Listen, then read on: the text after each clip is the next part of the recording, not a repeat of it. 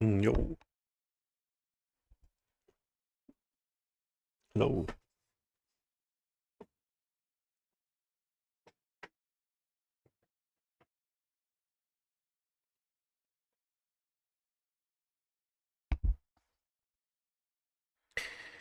How is it going, guys?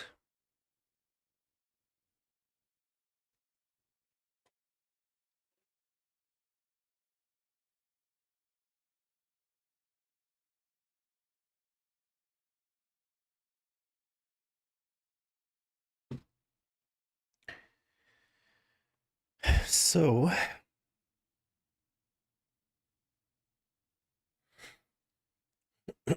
how are we gonna do this?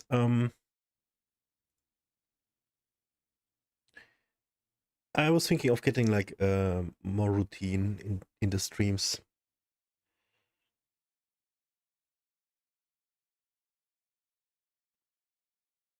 And be strict about it. Like, I can get on at like now at 6, and then we can watch and react until 8, and then play until 10 or more.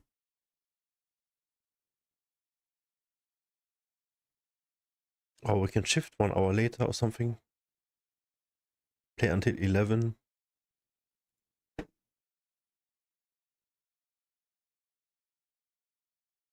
Hmm.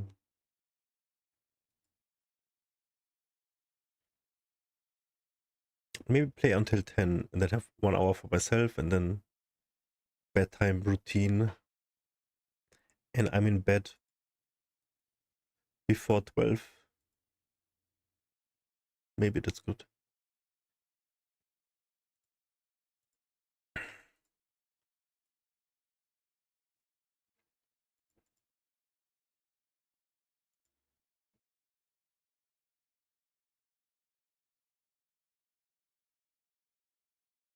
Well, today was quite rough. The whole last 2 weeks were pretty awful.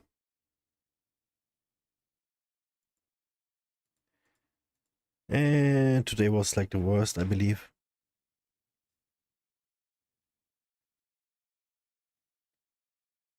I made a video about it.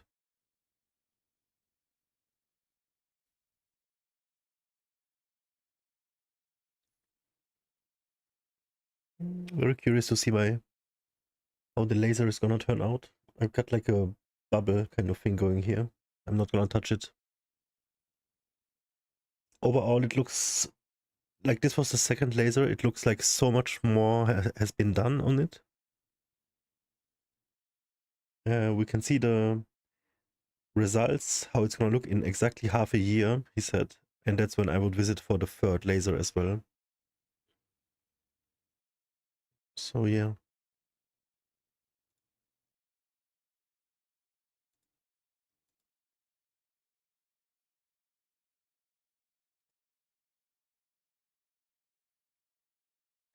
We'll see. We're gonna have to keep it clean like this and always apply a cream. I got a cream which is expensive. Oh my god, but it's supposed to be like the best. Best of the best. It's for 15 grams. I paid 35 euro. You can buy a 60 grams for 70 euro. 4 times as much, but only double the price. I'm gonna try out this now. Let's see how long it lasts. Hopefully enough. I have to use it for at least 3 months, they say. I'm gonna have to buy the big one for sure, the big tub.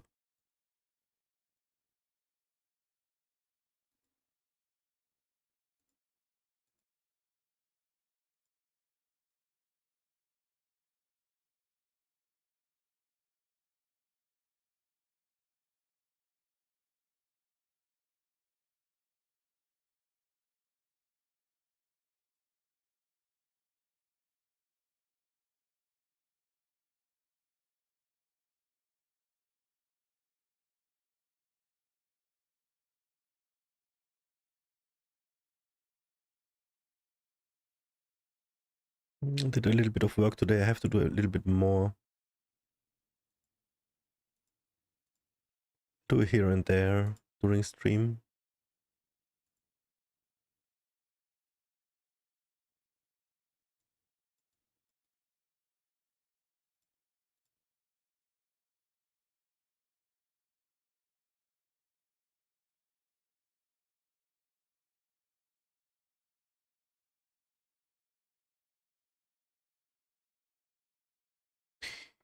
Yeah. So we're going into another month with better help. So I already paid for the whole month.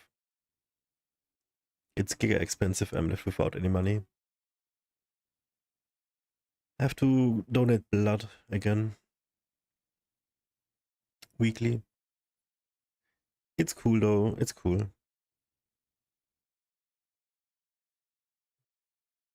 It's gonna cover for half of the price. And I think I've reached like a next step.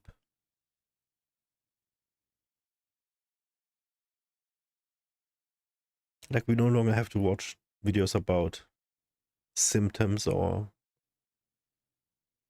trying to understand. It's about how to cure now. What we can actually do.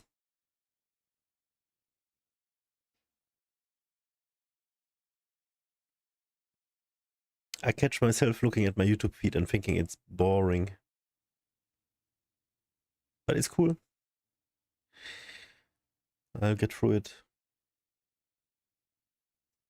I cut myself off from any violence and news and sex. My Instagram still a lot of OnlyFans, I guess, models. But they're not even being shown anymore. I removed all of the sexual content out of my field of vision, basically.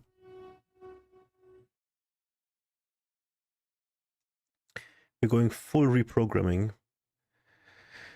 I'm gonna do this for a long, long time.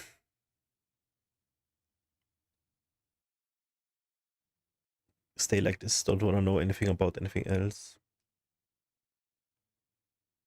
Gonna stay in like a bubble. Not to be ignorant about what's going on outside, but that's what I need to do right now to be able to focus.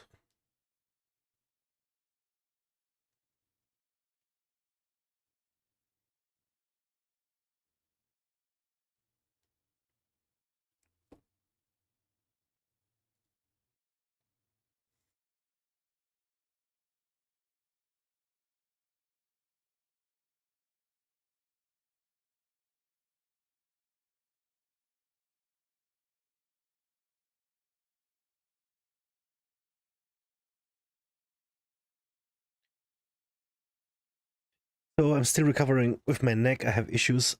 I'm afraid of doing any sports. I do want to try and work out tomorrow, but if it's bad, I'm not gonna. Maybe we do a workout on Sunday or something. It would suck though, because this is the last month of bulk, and now we had to skip one whole week. This was now 3 workouts skipped because of this. Because I can't sweat. I can't have any sweat going on. So yeah, I'm gonna try tomorrow. If not, we just have to wait for Monday. Monday, I'm sure we can.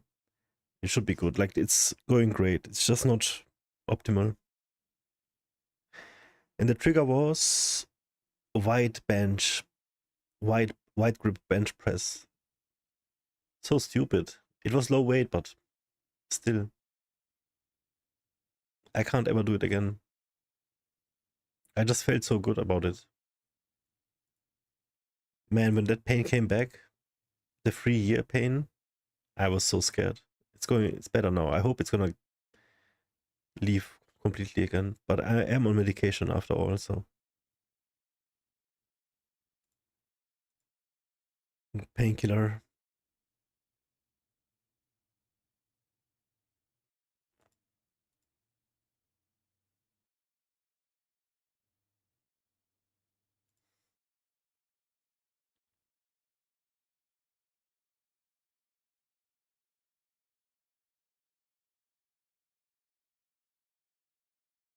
I'm pretty confused about life.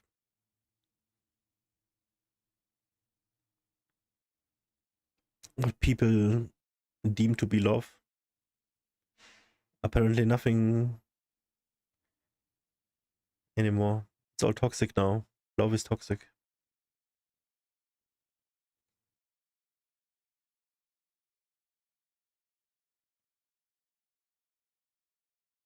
You can only talk about love if it's mutual. Anything else is toxic. If it's just one-sided, only a little bit. That's horrible.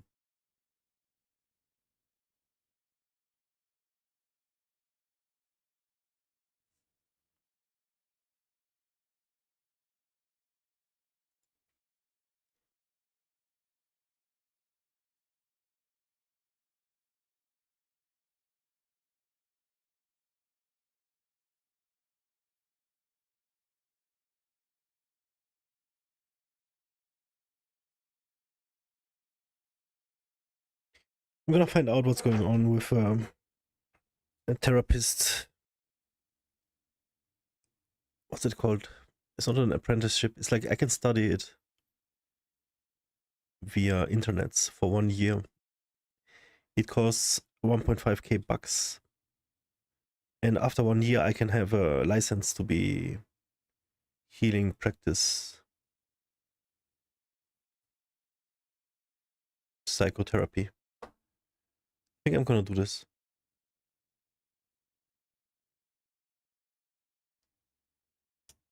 I can understand myself better. I can help people. It's gonna be nice.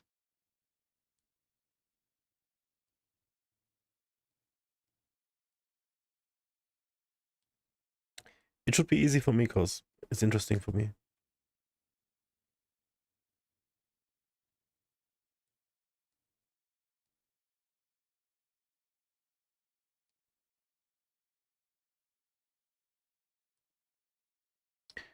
And then I can be like a therapist online or something.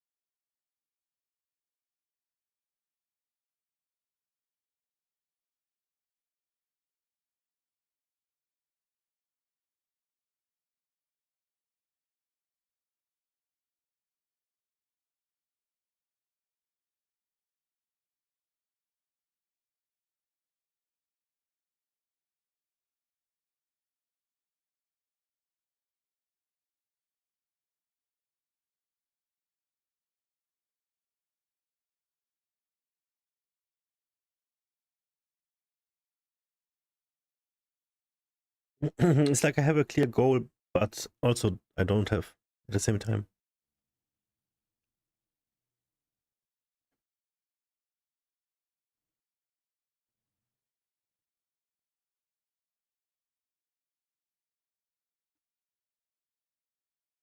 I don't know.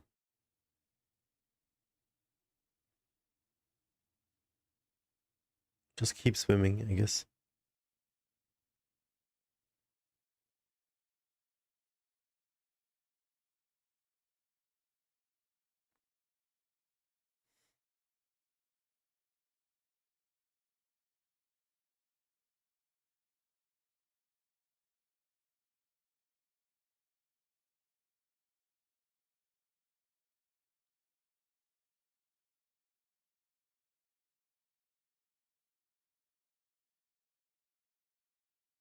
Time to reflect on the best games over the last 5 years. Now, during that period, the gaming industry has provided hundreds of magnificent titles, and as a result, it was pretty challenging to decide which are the absolute top tier. But don't worry, because we're here to solve that, because we've clearly picked the best 10 with no arguments whatsoever. Oh, was that?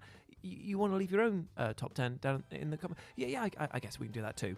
But for now, let's focus on What Culture's picks. As I'm Jules, this is WhatCulture.com, and these are the 10 best video games of the decade so far.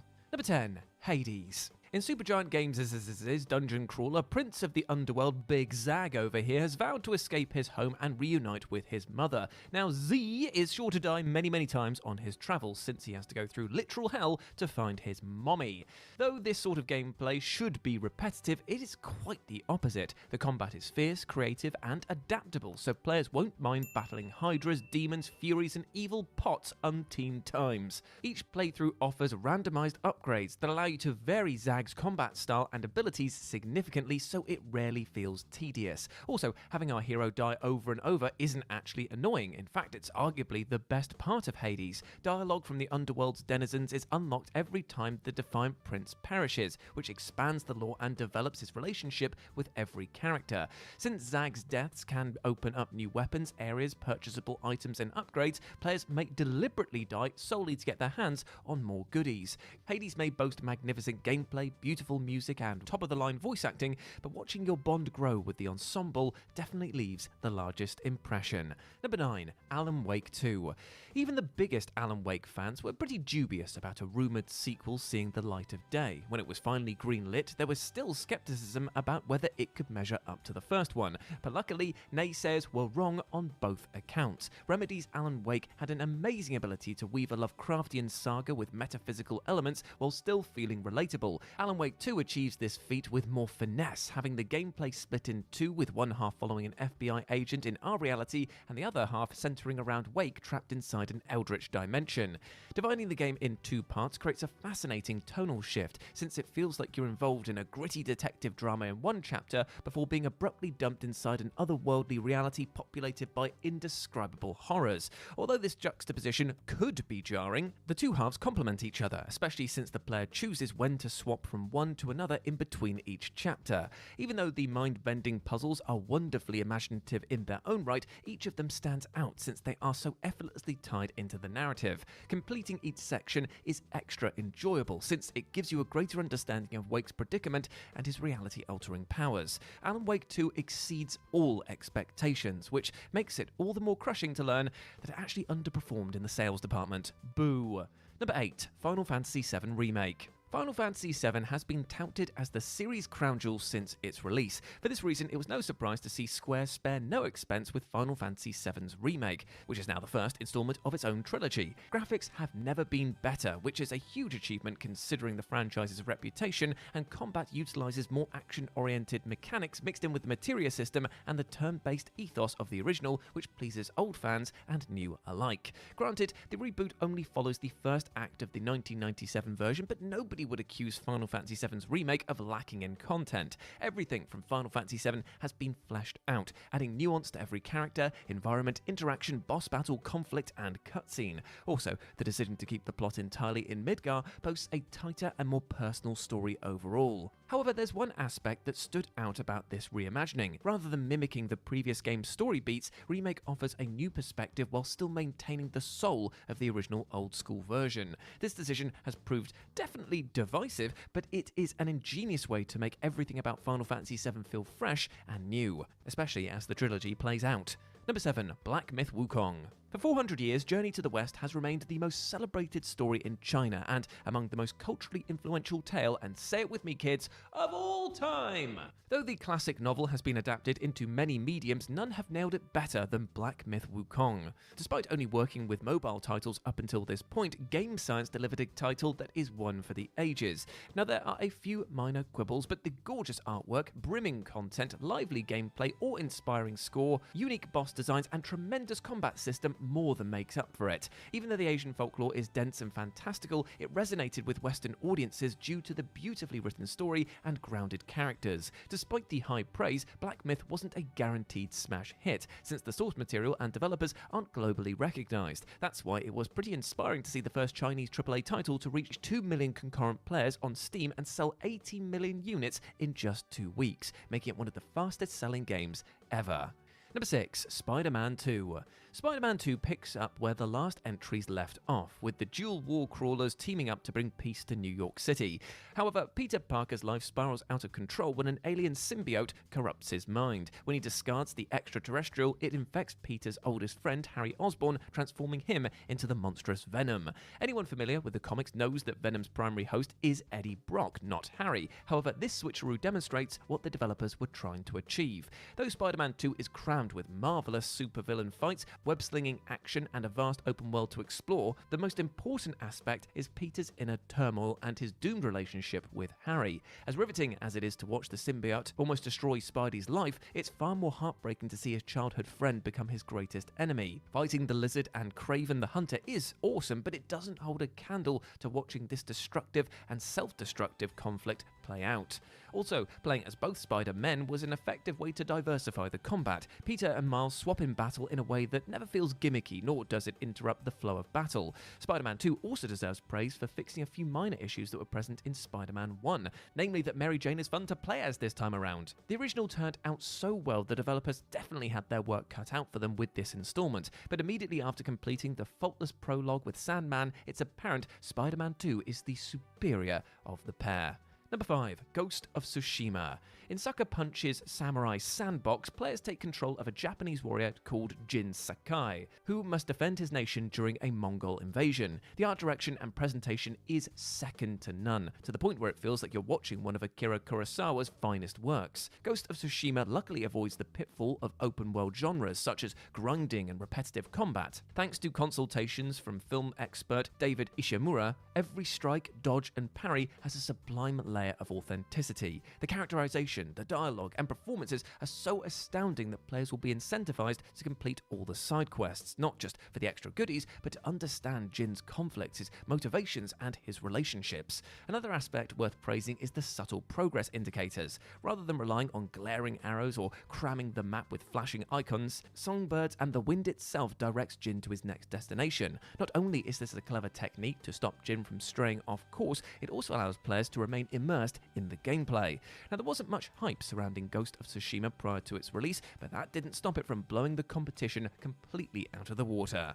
Number 4, The Legend of Zelda: Tears of the Kingdom. After Breath of the Wild's unprecedented success, Nintendo got to work on DLC, but after the developers realized that they had enough ideas for a whole new game, they decided to make it a direct sequel. Due to insurmountable hype, it didn't seem likely for the next entry to invoke that same awe as its predecessor, and yet, Tears of the Kingdom surpassed the previous Legend of Zelda in many ways. Now that Link can take to the sky and venture into subterranean lairs, the scale became twice that of Breath of the Wild. Although the previous game was extremely open-ended, Tears boasted more freedom, since the new abilities allowed our Hylian hero multiple ways to complete shrines, solve puzzles, and defeat enemies. These powers made Link feel like a god, since he could use them to control time, teleport upward in seconds, or create complex contraptions in an instant. Ultra Hand is probably the most entertaining mechanic, since it allows Link to forge almost anything, including bridges, ladders, laser-shooting robots, and colossal death traps. With a greater range of side quests, more balanced shrines, sensational bosses, a bigger challenge, and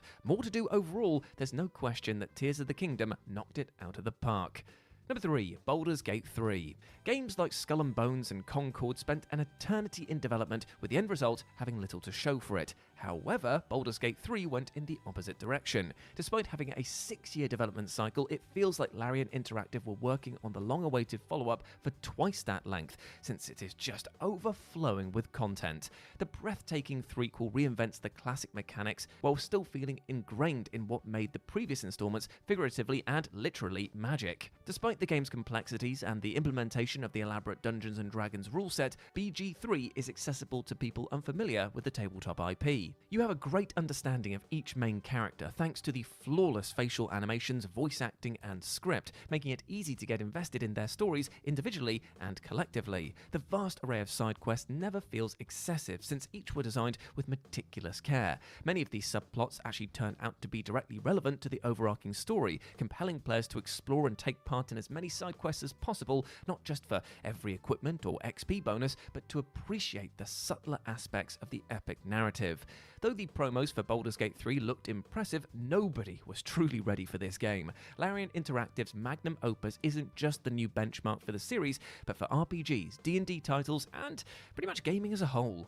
Number 2, God of War Ragnarok. 2018's God of War took a heavy departure from the ancient Greek hack-and-slash formula, focusing instead on the Nordic pantheon of gods. It also humanized Kratos, making his relationship with his son integral to the gameplay as well as the plot. And, to be fair, it was a bold move, but it worked out since the God of War reboot received near universal acclaim.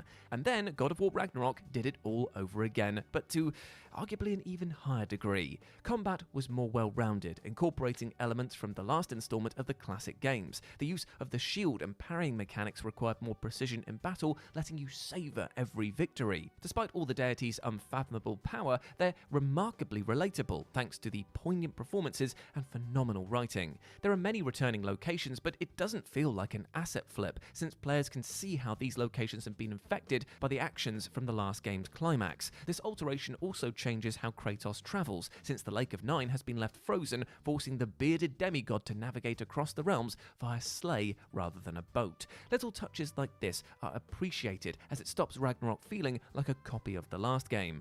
Although 2018's God of War plot was incredible, much of the time was spent on the setup due to the new setting. Fortunately, Ragnarok wastes no time narratively, since it builds upon those foundations. It also expands the world building, devises more through conflicts, especially with Thor, and ties up many loose ends, creating an overall more enrapturing story. And number 1, Elden Ring. Even though each Soulsborne seems to improve upon the last, From Software may have peaked with Elden Ring. Simply put, this sprawling fantasy title perfects nearly every element from its predecessors. Although previous titles had well-structured open worlds, the land between worlds is in its own league, especially when players bear witness to the luscious lands of Limgrave in the opening. More detail, history, and thought was put into each side quest than the average developer puts into an entire game, and you're given free reign, allowing you to explore in any way you see fit from the get-go. Getting lost is definitely guaranteed, but it rarely feels inconvenient, as you regularly stumble upon fascinating characters, compelling lore, riveting enemies, and useful equipment. Of all the Souls games, Elden Ring provides the greatest challenge. Ironically, it happens to be the most accessible as well, since its non-linear gameplay allows you to face the toughest regions in your own time and when you've attained enough experience. And with over 100 bosses to fight in countless areas to explore, you're not going to run out of things to do for a long, long time. Though it initially looked like Elden Ring had no room for improvement, the Shadow of the Erdtree DLC proved From Software's well of innovation was far from empty. Despite the fact that many hype titles are on the way, including GTA 6, Ghost of Yotai, and Metroid Prime Beyond, Elden Ring could very well maintain its reputation as being the best game of the decade. And there we go, my friends. Those were the 10 best video games of the decade so far. Let me know what you thought about it, and also put your favourite games of the decade so far down in the comments section below, because I want to see them all. I want to see, have we gone wrong? Have we picked the true gems, or is there actually ones that have been underappreciated that you feel need more?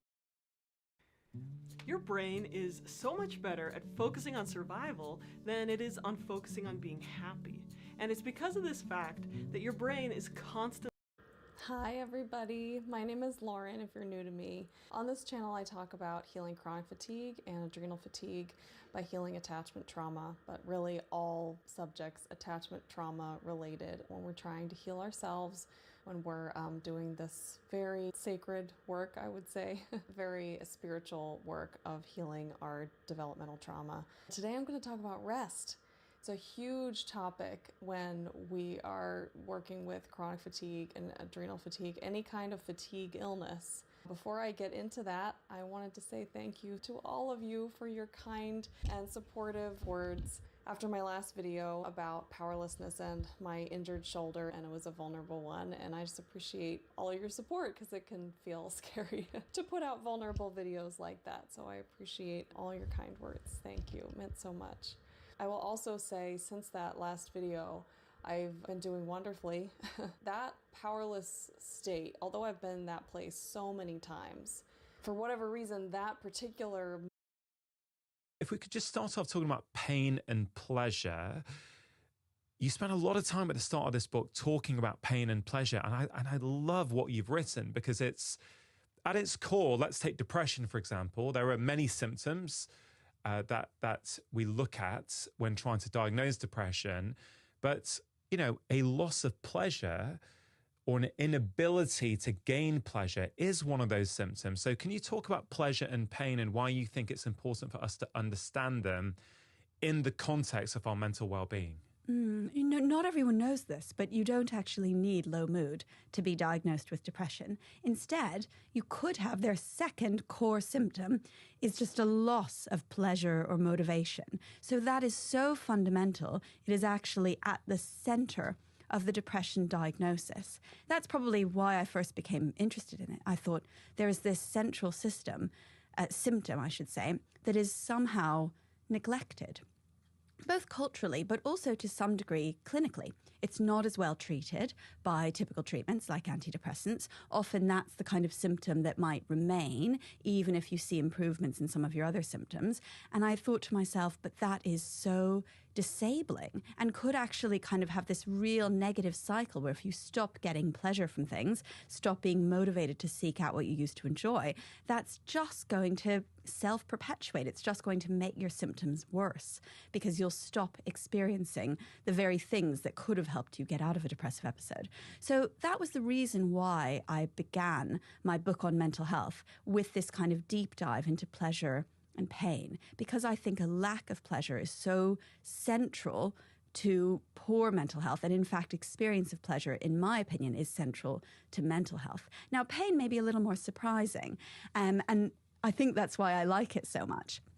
People don't think of pain or chronic pain as a mental health syndrome, but I think they probably should, because there is so much in common with your experience of chronic pain and your experience of depression. In fact, experience of, say, chronic pain in the past makes you more likely to develop depression in the future. Maybe not surprising. It's really hard to have chronic pain. But the other way round is true too. So if you are someone who's experienced depression, you're more likely to go on and experience chronic pain in the future. And in my opinion, that is because there is this biological overlap between the circuits supporting chronic pain and those that we see are dysfunctional in depression. And they have to do with your perception of your internal world, your perception of negative beliefs about the world, and these other factors that can make your experience a bit more negative. So that's why I wanted to start with pain. I think it provides a kind of surprising insight into how the brain and the body could come together to change your experience of the world, to make it worse. And then I also think it could maybe provide some clues for how we could get out of it through routes like pleasure. Yeah. It's so interesting. I'm thinking back to a conversation I had with Dr. Howard Schubiner a couple of years ago about treating chronic pain.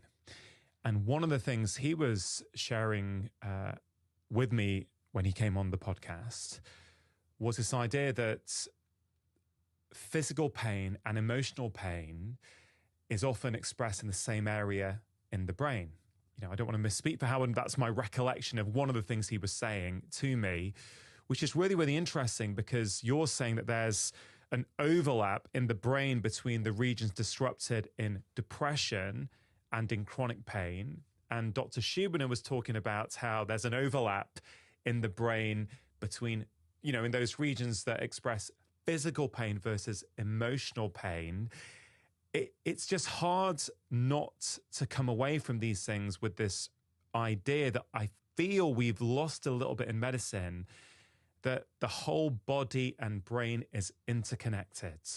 And whilst it's useful to try and separate things, to study them and see what impact they have, when you're dealing with this kind of three-dimensional human being in front of you, as I've done for much of my career, you realize that a lot of these symptoms have multiple inputs, not just one. Does that make sense? Exactly. Even something that feels localizable, obvious, like pain. I feel pain in X region of my body. actually that sensation is already filtered and modified by so many processes in your body and brain. It's not like a straightforward signal that gets sent to your brain and perceived perfectly. Actually, it depends what else is happening in your environment. For example, if you're escaping a lion, you need to suppress any kind of pain signal as much as possible because your body, your brain, has a priority in its environment that kind of overrides any need to listen to a painful signal. And then in the real world, or in most of our real worlds, there are other priorities that can either dampen down or sometimes, upregulate those sorts of symptoms. So it's not as obvious as you might think. Yeah. Is that why, or is that one of the mechanisms? Let's say someone is an endurance athlete or they like to do half marathons. So a half marathon, roughly 13 miles. Let's say someone's toe starts hurting at mile 6 for whatever reason, maybe the way they're running or their shoe or something. Endurance athletes will tell you that they can push through. So, they're in the race or they're, whether they're racing or doing it for fun. And I've been in this situation before where you feel something, but through your mind, you just keep going, you get through. And then a few hours later, when you've got home, man, it's in agony, or you see something that's red and swollen, but you didn't perceive it.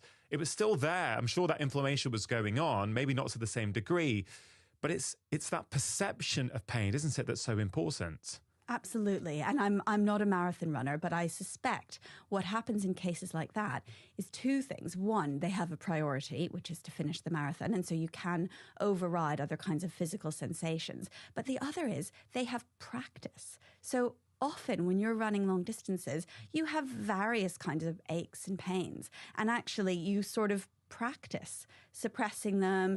You keep going. Perhaps you learn that actually it wasn't that significant. It goes away. And so that sounds quite adaptive, but I think it can also be bad. Although I'm not a very long distance runner, I practice a quite intense form of yoga. And it's very physically intense, I should say. And what happens sometimes, I think, in my practice, is that I can get injured because I'm so immersed in kind of exactly what I'm doing. Perhaps I'm sort of, you get in sort of almost a meditative state, but also you have these kind of physical goals. And I think that's quite dangerous because it can mean you're dampening down that sort of listening to information from your body, which could be significant and stop you from getting injured. Yeah, absolutely. And just to be really clear, I'm not necessarily saying that what that theoretical half marathon runner is doing is necessarily good for them, because of course you can, cause more of an injury and maybe 4 months out of the sport and moving because you've pushed through. But I guess the point is that pain isn't always what it seems. And we can change our perception of pain in a variety of ways that we're perhaps conscious of and also unconscious of. So in that chapter on pain, you start off by talking about stress and stress-induced analgesia, which I found really, really interesting. And you spoke about hot and cold bath experiments in the 1980s, skydiving, cold water swimming. So I think we should go into this area because I think it really helps to demonstrate this concept of pain being amenable and it can change depending on what's going on. Yeah, I mean, when I was writing that chapter, I had just had a visit by a friend of mine, Jen, who is an expert cold water swimmer. She loves it, she's great at it, and she convinced me to jump into the Cam, which is a very cold river near where I live, around maybe late March, early April. Oh my God, it was so cold. It felt like daggers all over my body. I probably lasted about a minute. And then I got out. And I felt, just as she'd predicted, euphoria, like you feel incredible. And that's not just because of the relief of pain, though some of it probably is. It's also because ages ago, we've known for a really long time in neuroscience that kind of just brief but temporary pain, discomfort, very cold water can induce opioid release in the brain. So just like opioid drugs, but endogenous opioids that we have in the body, which you sometimes call endorphins. So they are a reaction, and it helps you do things like push through pain sometimes. Maybe the more mundane experience is if you stub your toe, you feel very intense pain immediately, and then you get almost like a slight head rush and the pain dampens down, and that is an endogenous opioid release. Okay, so you go in the cold water, and many people enjoy. Is enjoy the right word? I think they do. I think some people really enjoy. I think they genuinely do, yeah. Enjoy cold water swimming. Other people don't want to go anywhere near the colds. But how does that help us understand mental ill health, right? It's interesting that this pain and pleasure concept. I think pleasure we get, right? I think most of us would recognize not being able to experience pleasure in life is not going to feel particularly good. But what's the relationship between pain and that cold water immersion and our mental health? I think it would be good to try and draw that link for people. Yeah, in many ways, I think it's kind of surprising because the general assumption is that pain is this really negative thing for mental health. And of course, it definitely is if you're experiencing pain all the time. But actually, this kind of very brief discomfort, in this case, can help acutely, like immediately, with mental health because of this very specific biological mechanism. So I think it proves or, suggests that there are these kind of little short circuit ways that your brain can experience pleasure, even from quite surprising sources. Yeah. What is pleasure? Through the lens of the brain, as a neuroscientist, what is happening in our brain when we experience pleasure? Or does it depend what we're doing to get that pleasure? In some ways, it doesn't totally depend what we're doing. Those do change where in the brain is kind of interested in it, but there are very pleasure-specific regions that become involved no matter what the source of pleasure is. These are sometimes called hedonic hotspots, a phrase from Morten Kringelbach and others who are kind of pleasure neuroscientists. And this means that like volcanoes dotted across the surface of the Earth, we have these little hotspots of pleasure dotted in our brain. It's actually they're not big. And there are not that many of them, but they are really essential and kind of quite characteristic of our experience of pleasure. Yeah. And do we know what neurochemicals are being released when we experience pleasure? So they actually have multiple kinds of neurotransmitters involved in them, but one of the best examples is the opioid system. There is actually a nice debate about opioids, whether you exactly feel pleasure from them in and of themselves, or whether it kind of depends a lot on the context, which is a fun example of where neuroscientists like to take things quite literally. Yeah, you mentioned that section on pleasure, that migraine sufferers, or a certain percentage of migraine sufferers, find that having sex actually reduces their pain, whereas you said that with cluster headaches, so that's a different type of headache, having sex can exacerbate their pain. What can we learn from those kind of bits of research? Well, what we can learn is that when I initially found out the migraine fact, I thought, this is great. I should tell my friends who get migraines. But in fact, I actually think it can be quite difficult to distinguish between a migraine and a cluster headache for many people. So you might want to be quite careful before you take that kind of advice. But the fact that we can do something, let's say, pleasurable, right? And it can then change our perception of pain. That's really interesting, isn't it? Yeah, I think that is quite significant. And actually, sometimes, when you're in a painful state, as we all have been at some point in our lives, it can feel inescapable. And that's part of what makes it so bad, I think, that it can feel eternal. Do you know, if you have even something like a stomachache, if it goes on for long enough, you start to think too much about it. You start to think, oh my gosh, this is just the way I am. My stomach is just going to feel like this. This is it.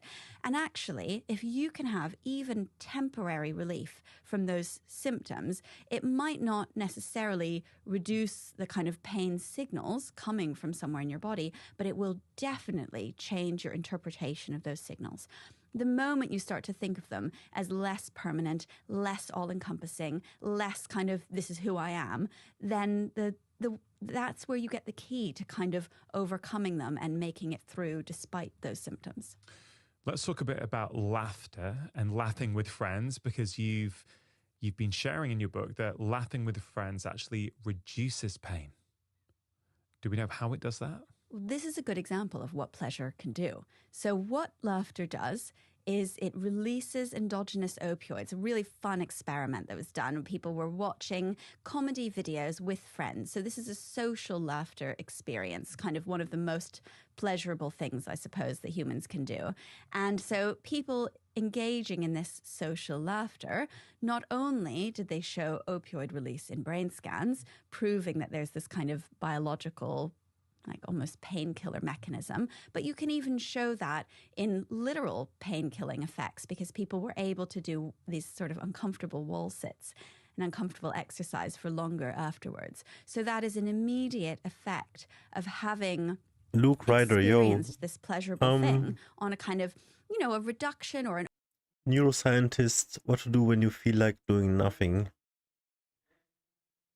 overcoming, let's say, of painful inputs afterwards. I'm working at the same it time reminds currently. me again of But I'm almost done. This idea that I end up talking about quite a lot on the podcast these days is this idea that we can't really separate psychology from physiology. And what you just said there, that if you are doing wall sits, that sort of like half squat against the wall and seeing how long you can hold it for, you're saying that if you're laughing with friends watching something, you can actually go for longer. So instead of it being, let's say, 30 seconds that you can manage, that might go up to 45 seconds or a minute. So your sense of well-being, what you're doing, your laughter, the kind of hormone and neurochemical release from that allows you to do something physically challenging for longer. And I guess people who do race, whatever sport that might be, and it's well known this when they've studied athletes, is that you can go faster in a race than you can go by yourself. Because in the last 200 meters of a race, you can push yourself mentally in a different way if you're trying to beat someone than you can do when you're by yourself. Or for example, in the London Marathon or in marathons around the world, if they look at the spread of times, it's really interesting. I think it's quite even. And then, but just to go just under 4 hours or just under 5 hours, there's a disproportionate amount of people who can do that. Presumably, they're seeing the clock and they're like, actually, if I just go into fifth gear, although I'm tired and I want to stop, I can actually beat this kind of milestone time in my head. It pushes them on, right? So there's this interesting idea about our psychology actually then changes, or I don't know if you would say it changes our physiology, but it certainly has an impact on our physiology. Yeah, I think I probably would say it changes our physiology, at least indirectly, by changing our behavior, which then can affect our physiology. Yeah. And there's also this interesting thing about laughing. Laughter and pleasure is of huge interest, right? I came across some research a few years ago showing us that laughing, well, it wasn't directly on laughter. It was saying regularly doing things that you love makes you more resilient to stress. And at the same time, chronic work stress makes it harder for you to experience pleasure in those day-to-day things. So again, this kind of bi-directional relationship. What is it we can, in terms of pleasure then, if you're someone who is not experiencing pleasure from things that you used to, like, is there a practical take home that people can say, oh, well, I used to find this enjoyable. I've been diagnosed with depression. I don't anymore. What can I actually do about it? So I suppose the most practical thing for someone diagnosed with depression is to kind of take that signal as being very important and significant, something that they maybe should seek treatment for, psychological treatment, pharmacological treatment, whatever works for them. But I think a second kind of corollary of that applies to everyone, irrespective of their diagnosis, is to maybe prioritize pleasure a little bit more than we do. Especially, I think people have this inclination that everything fun is bad for you. And some fun things are bad for you. But actually, when it comes to your mental health, there is a kind of inherent benefit of doing things that you really love, even if some of those things come with small consequences for your health. So I think, it is actually about a balance. If what you do is you deprive yourself of everything you love in pursuit of some kind of optimized health, for most people, that will not be the route to best mental health. Okay. I wonder if I can share with you an experience I had with a patient quite a number of years ago now. And I have told it, I don't think I've told it on this show for a little while now. Your work and your description of pleasure really makes me think about what actually happened with that patient. So are you open to this? If I just share? Oh, definitely. So it was a chap who was, I think he was 53 from recollection. He was the CEO of a local company. This is years ago now. And he came in to see me with basically a number of symptoms, including low mood and an inability to get pleasure. He was quite indifferent about his life. And I remember seeing him and spending a bit of time with him, trying to understand his life and what was going on. I asked him about his relationship with his wife. He said, yeah, it's fine. We've been married for a while. So, you know, he wasn't that excited to talk about it. He said, yes, it's fine. I said, how about your relationship with your kids? He said, yeah, but I rarely see them. You know, they're busy. And what about your job? Do you like it? No, but it pays the bills. He had this very, nothing really excited him. And he definitely had symptoms that you could quite reasonably diagnose him with depression, okay? And I asked him, do you do anything fun, you know, in your week? Do you have any hobbies? And he said, no, doc, I don't have time for hobbies. And he was basically just saying, I'm too busy. I said, what about the weekend? Oh, the weekend, I'm taking my kids to their clubs and their classes. I don't have time. I've got a busy job. I've got a busy weekend. I don't have time. And yes, I did some blood tests and we did some screening tests and all those sorts of things. But one of the things I said to him was I sort of probed him about hobbies more. I said, well, what did you used to do? Were there things you used to enjoy? He said, yeah, when I was a kid, when I was a teenager, I used to enjoy building train sets. I said, okay, do you have train sets at home? And he said, well, I do, but they're in my loft. I haven't used them for years. I said, okay, what I want you to do this week, when you have some time or make some time, I want you to get down from your loft some of those train sets and start playing around with them. Okay, there were other things as well, but I'm trying to just simplify the story to try and get to the point about pleasure. I didn't see him again for a few months, which is not uncommon. You know, I saw him in NHS general practice. You see so many patients, you can't follow up everyone. But about 3 months later, I bumped into his wife.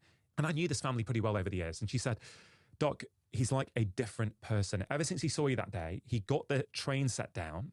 He started playing with it. He now has subscribed to a monthly magazine. He's going on eBay to buy collector's items. And I actually then saw him about 3 months later for a well man's check. He came in to get some blood tests done. And I said, hey, look, you know, how are you getting on? He goes, Doc, everything's different now. I feel really, really good. His low mood had gone. His indifference had gone. When I asked him about his marriage, he said, yeah, my relationship's really good. I'm enjoying my job. I'm closer to my kids.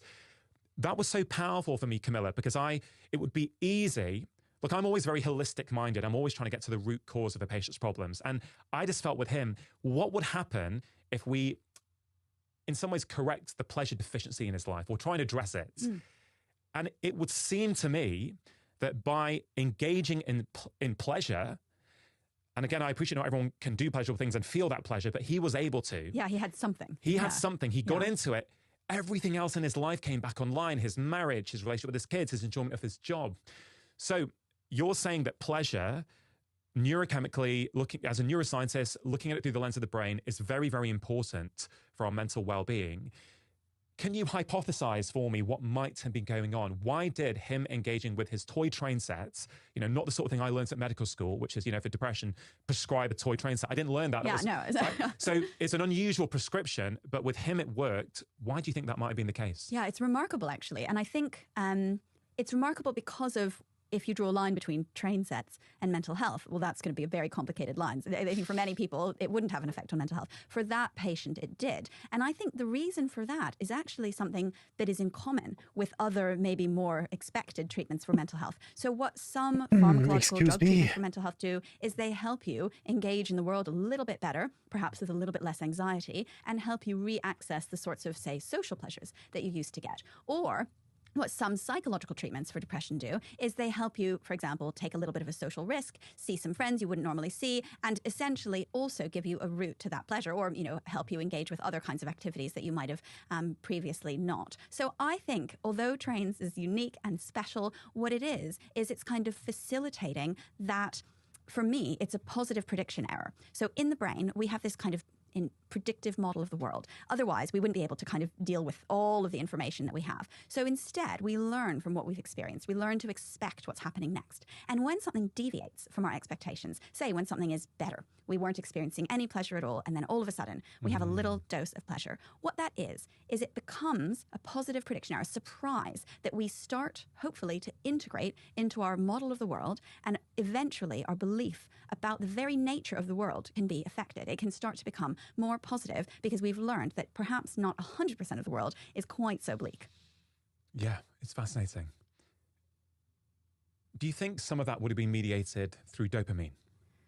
Yes, so that particular learning process, it's not that the train releases dopamine. That's a kind of often a misconception that sort of, if you were to see something you like, that causes some kind of huge rush of dopamine. That's not exactly how it works. It's more that the dopamine is this signal, a signal perhaps of significance that means this is something you should learn about. So it helps your brain figure out what an unexpectedly positive event was. And when that event is sort of reasonable within your world, then it can get integrated into your wider model of the world, and it begins to affect your future expectations, such that actually eventually then it wouldn't have that same effect because it would be expected. In your RSI talk, which has been seen by many people now on YouTube, you talk, I think, about, is it the early monkey studies on dopamine, about, is it a light and juice? Yeah, this is where this process that I'm talking about was first discovered. Yeah. And it sounds so far away from pleasure and train sets, but it really is the kind of, the cellular basis of what's happening. Could you just walk us through it? Because I think dopamine is very much misunderstood and overly simplified. And I think this helps us understand it. And I think then if I could hear you go through it, I'm then going to try and put it through the lens of that patient to try and hypothesize what might have been going on. Yeah, I mean, dopamine it's beloved in some ways or hated in other ways, if you look at it kind of in popular culture. And between those two ends, I'm on the love side. I think dopamine is a fascinating molecule, but perhaps I love it for slightly different reasons, because it actually has a number of somewhat neglected functions outside of neuroscience. So things like our ability to initiate movement, that's dopamine. That's what goes wrong in Parkinson's disease. But another of its really central properties is its role in learning. And these are the experiments in the kind of late 1990s that were done, recording from dopamine neurons deep in the brain. And what these neurons do is if you give monkeys little drops of juice, which they love, initially, the dopamine fires when they get the drop of juice. They're like, oh, something unexpectedly good. But what the scientists running this experiment did was they paired the drop of juice with a flash of light, like Pavlov and his dogs. So you'd get like flash of light and then drop of juice. And as the monkeys learned to expect the juice, the dopamine response moved earlier, and it responded to the flash of light in anticipation of the later juice. And then, if the scientists sort of meanly left off the juice one time, the monkeys got water instead, which is fine, but not as good as juice, then there was a dip. So the dopamine cells reduced their responding because that was worse than what they were expecting. After a flash of light, they were expecting juice. They got water. So this is called a prediction error, and it's something that our brain does in all sorts of contexts when you experience something that is different than what you're expecting. And in this context of kind of rewards and losses, dopamine is a really central player in sending this signal in the brain. And is this related to one of the reasons we feel that a lot of these modern apps, let's say social media apps, have the potential for people to engage in addictive behavior with, or to have a compulsive relationship with those apps, is because the reward is unpredictable. So you may initially really enjoy being on the social media app. So your dopamine is releasing. And then it's in advance, you know you're going to sit on the sofa in 5 minutes and have time to chill. So the dopamine release starts to come earlier. But then sometimes you go on and things are great. Sometimes you go on and they're not. So that unpredictability, that's all mediated through dopamine, right? I think the unpredictability does contribute to why people sort of keep scrolling, even if they haven't had fun so far, because it might, I suppose there's always this chance that they might see something really enjoyable. But I actually think people use social media for lots of reasons, and probably the kind of reward, addictiveness reason has maybe gotten all the publicity. But I think a lot of people use it because, like, they find boredom so aversive. There's a famous psychology experiment from maybe about 10 years ago, I think, where people were put in a room with a shock box, which is like a box where you can deliver yourself a painful stimulus. And they were told how it worked, and then they were just left. And basically loads of them just set it up on themselves and gave themselves a painful shock.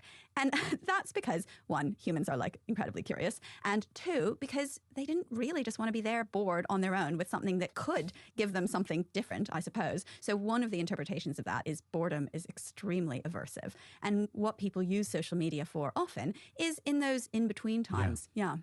Just taking a quick break to give a shout out to Vivo Barefoot Shoes. Now, I've been a huge fan of Vivo Barefoots for over 10 years now. And he didn't think it would be that good, but it was actually really good. He's like, Oh, wow. So it's better than he expected, which is a good thing for us. We feel happier, we feel more positive. And then let's say he played on that train set twice a week. Could it be that he's getting to the point because he enjoys it, that he's finishing work in the evening and it's 5:30 p.m. he's writing emails and he knows, hey man, just let's crack through this because in an hour I'll be home and I can start playing. So his dopamine starts to be released even at work in advance of him doing that. Does that sound reasonable that this could be one of the mechanisms by which he started to turn his life around through pleasure? Yeah, and it's just kind of like one little tweak. And then I think it will have had, a lot of knock-on consequences. For example, it will have helped him feel perhaps some kind of fulfillment or connection, because if he started subscribing to magazines and feeling like this was kind of, maybe he was part of a community that he hadn't been part of before, it also perhaps would have helped him access, one of the other ingredients that I think is really essential for mental health, which is motivation. So it maybe will have given him a kind of invigoration for something that he didn't otherwise have. An apathetic state is not a very pleasant one to be in. You feel, maybe neutral, but actually it stops you from engaging in things in life. And that, no matter what it is, if it's something that really motivates you, gives you that kind of get up and go, then that is often a really important access to things that could give you pleasure and happiness and so on. What is motivation? I think of motivation as, so I sometimes use the word drive for it throughout my book, because it can mean this ability to go from a state of passive reception to a state of kind of active engagement. But there's a cost to that. So motivation inherently comes with a cost. As soon as you exert effort, cognitive effort even in your mind, but especially physical effort, you have an energetic cost to the body. And our brain doesn't necessarily want to spend that cost. So everything that might take energy is something that we weigh up. Is it worth doing this thing for the possible either reward or alleviation of punishment? And these can be very abstract, distanced things. And people have actually slightly different kind of models of this. So some people are a little bit more sensitive to the cost of what effort might come, like the potential cost of effort. Some people are really quite sensitive to like little small fluctuations in how rewarding something would be. And they would, maybe give much more effort to something more rewarding and much less effort to something less rewarding. These are all kind of interesting differences in the population. Yeah, I love the idea that motivation has a cost. I've never really thought about it through that lens before. And it makes me think of something Daniel Lieberman, do you know Professor Daniel Lieberman at Harvard? He writes in his book Exercised about this idea that basically, we're not born to exercise. Ultimately, if you go back to a hunter-gatherer tribe, or today, let's say you go to the Hadza tribe in Tanzania and ask them to run for an hour on a treadmill, I mean, they'd be totally confused. I mean, well, just run and not go anywhere and be on the same spot. Why? Yeah, it's the most bizarre thing in the world, but obviously it's our way of trying to cope with the modern world where we're not moving enough, or we're certainly not moving as much as our ancestors used to move, right? So he makes the case in that book that actually don't feel bad that you don't want to exercise. You're not meant to, right? It's not that there's a failing there from you, because obviously the body's trying to conserve energy, right? If there's no reason for you to go and move your body, why would you? And I feel that there's a similar analogy, a similar theme through the way you're talking about motivation.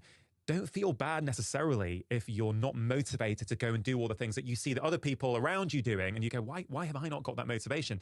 I think it's quite reassuring for people, at least initially, to go, yeah, because maybe you're knackered and maybe your brain's going, actually, I'm not going to give you motivation at the moment because you need to rest. So I'm going to make you tired. So all you want to do is sit on the sofa and recoup your energy. Does that make sense through your model? Sometimes that's exactly what your body wants you to do. Right. And I think one thing that's quite interesting is that there are actually a number of variables that go into this effort-cost equation. And one of them is actually the time of day and your circadian rhythm. So we all feel a little bit lazier at night and a little bit more motivated during the day. But in my lab, my PhD student, Sarah Merhoff, did a series of experiments showing that actually this really depends on your chronotype. If you are a morning person, then that kind of person shows this very different equation, an equation really on the side of effort and motivation in the morning, and then that dips as the day goes on, exactly as you would imagine. But it makes them look almost apathetic. If you test them in the afternoon, it makes them look actually exactly like people who have high levels of apathy, high levels of anhedonia, which is that lack of pleasure. And then the flip side is true for people who have late circadian rhythms. I think we initially thought they would just look like people who were a little bit apathetic, had perhaps higher levels of depression, who also show this shift away from energy, away from effort. But they only look like that in the morning. If you test people who are, essentially night owls, people who really get kind of a lot of their energy later in the day, then they show this ability to engage in effort, engage in kind of physical cost as the day goes on, more as the day goes on than they do in the morning. Yeah, that's truly fascinating. It makes you think, as a doctor, when you're assessing someone, kind of depends on what time of day you're assessing that patient. That's exactly what I thought from it. Yeah. Of course, the assessment on mental well-being isn't just about what happens in that moment. It's, over the course of a few weeks and a few months. But I'm definitely that kind of morning person. I mean, no question at all. If I don't get my stuff done in the morning, all the things that I like to do, my journaling, my meditation, my movements, once it hits 3 p.m., I ain't going to do a lot of that stuff. I'm not going to start working out. I'm not going to go for a run. Whereas other people can. That isn't the time for me. And I think that has wider implications beyond mental well-being in terms of just our productivity, our work, understanding yourself, and when you are more energized and when that motivation, I guess, comes a bit more naturally. Yeah. It's probably good to know that about yourself, isn't it? I think so. And I think kind of harness that, because many people sort of expect to be able to work at a consistent level throughout their day, throughout their week. But actually that's quite outdated, because most of us don't do jobs where you have to just do the same thing again and again. And it's really about the number of hours that you do that same thing. Actually, if you have the sort of job where what you produce is what matters, kind of the quality of what you produce, then you probably need to modify your working based on your best hours. And that's how you're going to get the best output. Yeah, and that's something I've spoken to Cal Newport about. He wrote a book about this last year, about we need these new ways of working. The neuroscientist and eye surgeon Mitu Staroni I spoke to a few months ago about this idea that we're no longer in the factory where we need to clock in and just do a mundane task for 8 hours. And when we're done, we clock out and go home. Like a lot of this work now, this modern work, is using brain power. It requires creativity, problem solving. You cannot stay at the same pace and the same ability to do that for 8 hours in a row. You're going to be better at certain parts of the day, which is why I think a lot of companies who are able to give their staff a bit more autonomy, I think are probably going to get better results from them and probably better rates of well-being, I would imagine. For sure, yeah. There's a statistic that was published maybe about a year and a half ago in the UK saying that 88% of UK workers have experienced a degree of burnout in the past 2 years, which I think is a pretty worrying state for modern society, at least in the UK. What is the relationship between chronic stress and chronic work stress, do you think, and our mental well-being? Yeah, that is a really sad statistic, because actually if you experience chronic stress, it has effects on mental well-being, but those effects come essentially by physiological processes. So it changes levels of cortisol, other kinds of important hormones. It also changes things like how exhausted you feel, which is part of your sort of brain's computation of your own mental health. It also probably changes the way and the time that you have to engage in, playing with train sets or other fun things. So I think actually that kind of chronic stress and burnout can have direct and loads of indirect consequences on your mental health. Yeah. And anhedonia, the inability to experience pleasure, is also a sign or a symptom you will often see in burnout. Although yes, it's a symptom that's used in the diagnosis of depression, it's not exclusive to depression. You see it in other things as well. And I've certainly seen it in patients chronically stressed on the road to burnout or even at burnout. There's just this apathy and this, just this reluctance to want to do anything, which is pretty sad, really. Yeah, and how do you get around that? I think it's a conundrum. Yeah, how do you get around it? Okay, let's say this beyond burnout. How do you get around this when people are feeling as if they're in a really dark hole and they just don't know how to get out of it? We can talk about drugs in just a moment. I once had a suicidal patient for a variety of different reasons. And the way I helped them to get out of it was through 5-minute interventions. And I really would love to hear your view as a neuroscientist on what might be going on here. I have found, whether with this patient or patients with depression over the years, there's not a feeling that they're making progress in life. Okay, they're not moving forwards. So years ago, I realized, okay, how can I help this patient feel as if they're making progress? Because a lot of things they get asked to do or they read online, the truth is when you feel really, really low, you're probably going to struggle to motivate yourself to get to the gym and move your body in a way that's going to increase your endorphins, for example, right? Yeah, absolutely. So I came up with this sort of 5-minute concept that I use myself. So I have a 5-minute strength workout every morning in my kitchen, in my pajamas. But with many of my patients with depression, I said, well, what is one thing that we can get you, what is one thing you might want to do? And I'd always personalize it to them. But I remember one suicidal patient, it was working out, right? They wouldn't go to a gym. They said they haven't got motivation. And I broke it right down. I said, what would it look like if you did 5 minutes every morning? And for that patient, they used to work out when they were teenagers. So they were quite familiar with that as a concept. So this person bought a kettlebell, kept the kettlebell in their kitchen, And again, this is not about the kettlebell. It's not about it being exercise. This is what that patient wanted. And you make it very clear in your book. There is no one size fits all, which I completely agree with in terms of a solution. But we started off with saying, okay, what would it look like if every morning, the first thing you do when you come to your kitchen, you literally pick up that kettlebell and you just swing it on and off for 5 minutes, right? And I think we started with 2 minutes and built up to 5 minutes. I'm not kidding you.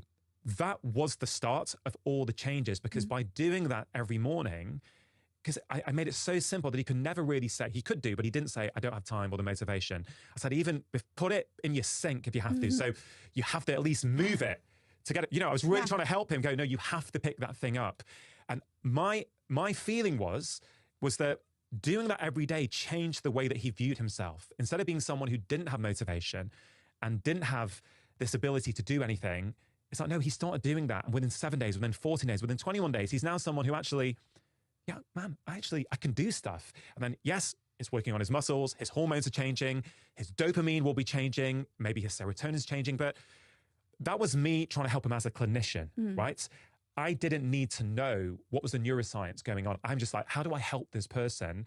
What do you think might have been going on from a neuroscientific perspective? Yeah, I love that 5-minute idea, because actually what you've just done in that effort cost equation that we are all kind of subject to is you've made the cost smaller and smaller and smaller. And in some ways, you've actually kept the reward constant, the reward of getting to do something which he wants to do, like exercise, but you've made it even more accessible and even less effortful to do. So until the point where it's a kind of inflection point, where it was worth it for him.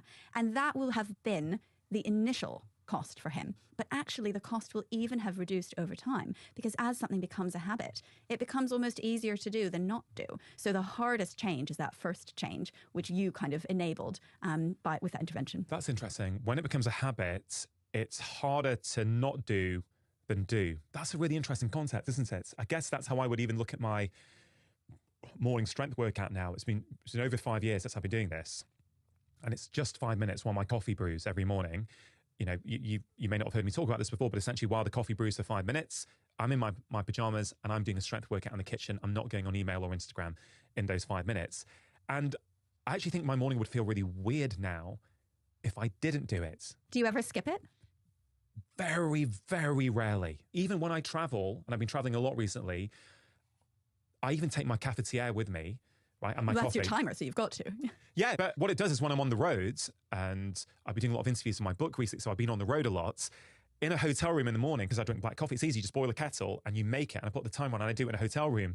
So for me, it's actually this little habit that I take around with me to sort of ground me and center me every morning. And yeah, I'm just wondering, because, you know, we started off this conversations talking about this idea that permeates your entire book, which is whatever's going on, whatever we're doing that's improving our mental well-being, it's always happening through the brain and the nervous system. So I'm truly fascinated as to what these 5-minute actions are doing. Can you hypothesize what kind of brain chemicals might be changing? What will be changing are specific circuits in the brain that are involved in this kind of instantiation and then maintenance of habits, which are sort of two different circuits. So the first time you do something effortful, it involves regions in the brain that work on that computation. How costly is it? How rewarding is it? Is it worth it to me? And those are the regions we know from animal experiments and also human experiments that say if you have an injury in them, it can really change this cost-benefit calculation. So that's how we know that they're related. And it does involve neurotransmitters like dopamine, but not only. So it's really about the kind of communication between these different regions that help you make that decision. But as something becomes a habit, actually the circuits change from kind of decision-making circuits, which often involve, you know, weighing up possible options. It's a little bit more effortful for the brain, that is. To these quite automatic circuits that make something a habit. You hear actually most about these circuits, places like the nucleus accumbens, dopamine-rich regions of the brain, because of their involvement in drug addiction. But it's not just drug addiction. These are the circuits that help us do things again and again without using all of our cognitive resources to focus on them. So we move into this other kind of mode of processing in the brain, something that can be ongoing almost in the background while our brain is doing other things or can be focused on other things. So this is the same process that when you're learning to drive a manual gear car, or for the transatlantic audience, a stick. In those first few driving lessons, you're utilizing, it's hard work. You know, you're trying to figure out how to time the clutch with the gear changing without stalling the car. Yeah, like the speed of coming up, so, all those things. So that's presumably quite a lot of effort for your brain. Boy, can you not think about anything else when you're learning to drive a manual car. Exactly. But then at some point, it becomes automatic. And then when you have to teach someone, how do you do that? You'd actually know how you do it. Yeah, in fact, you might become worse if you start thinking about it. Like when you're walking downstairs and you kind of forget. Yeah, it's like, golfers, when they choke in the final few holes of a major, one of the theories which I think makes the most sense to me is that instead of doing something that's just habituated and automatic, they're just looking at the hole, they're swinging the club, they're now trying to control every aspect. This matters. I've been training for this since I was 4 years old. And suddenly they can't actually swing the golf club anymore because they're now overly thinking about it. This is the same principle, right? Exactly. Yeah. It's a shift to they're often actually very proximal next to each other, anatomical brain regions, but they are involved in these two kind of complementary action processes that support our action. One of them, very effortful, involves lots of cognitive control, things like that. One of them, automatic, habitual, and so on. When we think about these four brain processes, which of course are linked, pleasure, pain, motivation, and learning, I'm just thinking that a lot of people are trying to change their habits, okay, at various stages in their life. They're trying to implement certain things. And so initially when we try and implement those things, it can feel hard. So let's use that 5-minute workout for that patient, right, as a model. The patient feels apathy. They feel indifferent. They don't have motivation. They start doing something where together we've lowered the cost right down. Hey, this is super easy. Even just do 1 minute. Okay, right, so they do that. So we've lowered the cost. So they start doing it. And presumably at some point, those endorphins from, swinging a kettlebell will start to be released, So it's going to help you feel good. So it's going to perhaps give you some pleasure. Yeah, and it may become much more kind of self-reinforcing than it would have been before. Because before, you had to kind of imagine that it would be good. You probably didn't even have that solid a concept of how good it would be, whether it would be at all. You might have been actually quite uncertain. And as you experience it, if it is good, your estimate of that kind of future feeling becomes more and more and more precise statistically. And so you are able to predict just how good it will be and the likelihood that it will be good much better. That makes it more rewarding. And presumably that then speaks to this idea that if you want to increase the movement in your life, whether it's for your mental well-being or your physical health, not that we could separate them as cleanly as that, ultimately you want to find something that you do find enjoyable. Yeah, I think it's a much, much harder road to try to engage in something that you kind of conceptually know is good for you, but that you get literally no enjoyment out of. It's possible, you really have to work your kind of motivation system hard. There are some highly motivated people who can ignore the cost of that, who engage in it. But boy, is that a rough road to go down. Why that movement snack concept is something that I'm so passionate about. Movement snack. Yeah, I love that term. Yeah. Because it simplifies movement right down. It's helped me no end. It's helped, I'm going to say, thousands of my patients over the years, because I think it does something beyond what we might hypothesize that movement is doing. So we often look at these things, when you move, it's going to release myokines in your body. It's got an anti-inflammatory component. It's going to help your muscles, which is then going to help your insulin sensitivity. I don't disagree with any of these things. Sure, but you think it does this kind of self-efficacy thing where it makes you realize you can do it. Yeah. I think, for me at least, my observations are that might be the gold behind some of these things. But don't get me wrong, those other biochemical changes for your physical health are fantastic, but I think that's what it does, and I think it maybe targets that motivation piece and makes people feel that they can do stuff. Yeah, I think you're right about that. I think it is motivation that becomes the crux. The kind of, maybe it's a little bit of pleasure, a little bit of a prediction error, but actually I think that getting people able to do something that they want to do, kind of finding access into their motivation system could be really black and white. It could make you all of a sudden realize you can do things, you can feel motivated, you can change things, and so on. In your book, you talk about this term mental health, and you also sort of split it up in various places to, mental health is this broad term. There's mental illness within that, but I guess there's also mental well-being. I don't know how you feel about this. I've always struggled with the term mental health. I know it's commonly used, and I've used it as well, but I would say it never really connects. So they are done with the topic I was most interested about.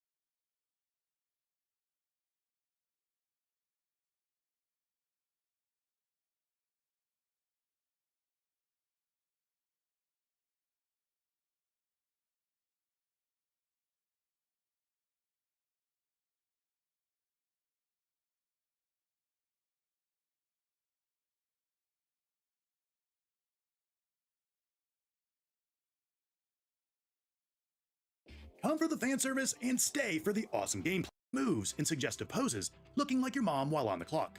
Bayonetta is empowered by her sexuality, flaunting it as a combat. And the combat really is the star of the game. Bloody Spell is bursting at the seams with fast-paced, combo-driven battles as you mow down all sorts of monsters and enemies, from spider women to ravenous dogs, or big brutes all thirsting for your face. The last, with a lot of care and creativity that's gone into each design. Whoa, is that even legal? While there's a ton of DLC, man at a crossroads with his longtime girlfriend, Catherine. I cannot believe Catherine is and the still so consequences of his expensive. actions, particularly after an unexpected affair I saw Catherine, this game spelled 20 with a years C. ago. In I was full waiting body, for it to there's a go third down freaking in price, Catherine, and this still time it's not. spelled with a Q. Yeah. This narrative setup allows you to explore Vincent's I think I'm gonna play his every game of relationships, this and the list. moral dilemmas he faces. The Really gameplay good is so divided far. into two primary segments: daytime social interactions and nighttime puzzle sequences. During the day, you engage in conversations, respond to text messages, and make choices that influence the story's direction, shaping Vincent's moral alignment. At night, Vincent's nightmares manifest as intricate block climbing puzzles, where you have to think strategically to navigate collapsing towers and evade symbolic manifestations of his fears. I'm generally not a huge fan of puzzles. I don't like to get stumped or feel stupid, which is easy enough to do, but that wasn't my experience with the puzzles in Catherine. They're challenging, rewarding, and totally distinct, requiring quick thinking and adaptability without feeling unfair or overly obtuse. The game's atmosphere is brought to life by the distinctive art style and evocative soundtrack, creating an immersive experience that captivates with every scene. The addition of the third Catherine in full body introduces new narrative pathways, offering fresh perspectives and replayability. Catherine stands out for its mature storytelling, complex characters, and innovative gameplay mechanics, providing a thought-provoking experience that challenges both your skills and your beliefs. Oh, it's at $5 right now. Wait, what do you mean 2019? The remake? This game is older than 2019 for sure.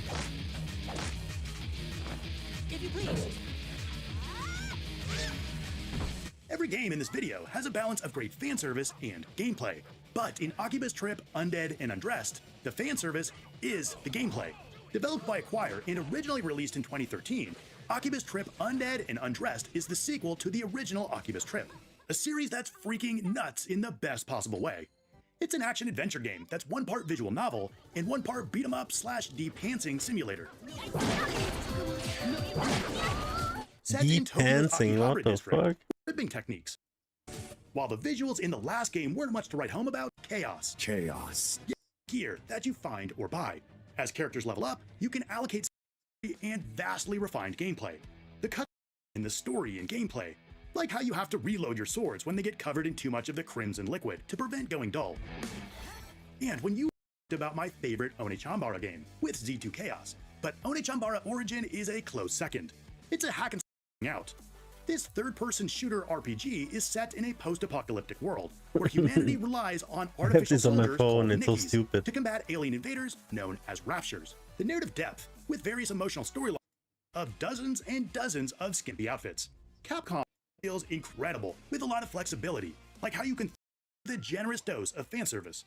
But don't let that fool you. There's depth here worth exploring. And surprisingly, there's a compelling story too. While it starts with schoolgirl shinobi battling in a tropical setting, it delves Resident Evil with its emphasis on resource management and on a eat your whatsoever. So What running out is of this this? sparse ammo can leave you vulnerable. There are more context or guidance. The focus is definitely on the gameplay and the overall atmosphere. On the It's going physics. for a survival horror vibe with a somber and amplifies this indie spirit. Developed by the three-person team at Studio Nanafushi, the game emerged despite a less keeps you rooting for Hisako throughout. It's a side-scrolling 2D platformer that combines tight controls with weight to find what you're looking for. As the narrative unfolds with each escape attempt, it delves deeper into themes of trauma and self-discovery. The game is set within a constantly changing department store that furthers the Oh, this story looks and cool. changes up the experiences for each playthrough. True to a roguelike, each death starts you over, but you'll use the gift desk to get stronger and gain new abilities for your next run. Since Grumpy is a smaller studio than Shift Up, and without the Garcia Hotspur, a Mexican demon hunter on a as well as the addition of new what's not Mexican to like. Demon Hunter. In it is fast. Your arsenal is in 2014, the fifth mainline entry, Fatal Frames, Yuri, Ren, and Miyu, faster loading, settling atmosphere, Also, rather than outright few really terror. good ones here on Fatal this. Frame Maiden of Black Water is a solid remaster of a unique The human mind is like a old-time traveling salesman who sells stuff out of the back of their wagon and has something for everyone. Whatever you're looking for. If this isn't it, just wait 1 second. I've got something in the back. And the human mind is always trying to show our consciousness, our true self, something to buy into, something to engage with. And it's constantly searching for things that it can pull up from our past, something that we may be anticipating about our future. And it will keep showing us things, keep latching onto thoughts or memories until it finds something that we'll really invest our time with and engage in. Typically, that thing that it can grasp onto, that it knows we will engage with, and it will get to be the star of the show because we will just be totally absorbed in thought, is negative past experiences. Those things we all ruminate on and just obsess over. Everyone can relate to those times where we have a social interaction and 10 minutes after it's over, we think of something we wish we had said. Oftentimes it's during an argument and we wish we had thought of a really great point to make. So often we scream out loud to ourselves, why didn't I say that? Oh, I should have said this. That would have been the perfect comeback. And while that's a very clear example, our mind does this all the time. And it is constantly bringing up a painful past, our regrets, our mistakes, our failures, and it especially loves to bring up regrets for other people, things we wish other people had done, things we wish people hadn't done. And so in the gap between our perfect ideal life and reality, the failures, the regrets, the mistakes, is the area that our ego loves to bring up. It doesn't want to make us suffer. It just doesn't want to feel left out. It doesn't want you to get away without making a sale. It only has strength and power when it controls us, which is when we believe it is us, when we believe that we need it, that it is essential to our survival, and that it makes our life bearable, that we need that entertainment, that inner monologue, that constant distraction in order to understand and appreciate our life. And while it is annoying to have a traveling salesman following us around 24/7, always shouting really enticing things to engage with, it is possible to make peace with that salesman, to make peace with that constant shouting in our ears. And it is possible to even retrain that salesman so that instead of it showing us the worst moments in our lives and the worst imagined future, showing us our mistakes, showing us how others mistreated us, and reliving those worst moments of our lives over and over again to the point where they take up the majority of our life, even though these moments were so brief and practically non-existent. I mean, the moment something happens is but the blink of an eye. And the memory, the trauma, the way it changes us can last a lifetime. So we have to retrain the ego, retrain that salesman to stop showing us what we don't want to see and start showing us what we do want to see. And it's not too unlike how we would train the algorithms on our social media to show us content that we want to engage with. If we're not careful, it can show us videos of people getting hurt or people being cruel. But if we consciously seek out positive content, if we skip over the mental junk food content and click not interested, or better yet, log off, take a break, be present. And in our lives, this looks like turning our attention directly onto our thoughts, to spend time paying attention, noticing whatever keeps popping up Notice what we cannot let go of. Really begin to notice what our mind is doing most of the time. And by putting this microscope on the ego itself, two things happen. Number one, it suddenly goes on its best behavior. Instantaneously, unconscious thinking becomes conscious and infused with intention. Often just turning our attention to our thoughts makes them stop. And the second thing that happens is when we turn our attention to our thoughts, we can control our thoughts, and we're more easily able to direct and guide our thinking. And this is one of the most important skills any human can learn, because we either live the life that the world around us chooses for us, or we stop just reacting. We stop just responding to the world as it is already around us, and we choose consciously a new path forward that is free from our conditioning, from our upbringing, and we create the life that was meant for us. A Buddhist monk that I met in Thailand told me that using a mantra, whether it's Om or Buddha or Jesus or just humming, it can literally be anything. Anything that holds our mind to one sound or word. It can be a meaningless word, it can be a foreign word, it can be a meaningful word or phrase. But whatever it is, the Buddhist monk told me, is a net for our mind. And it captures a wild mind and it brings it down to a settled place. And it can calmly and peacefully rest in this one sound or word.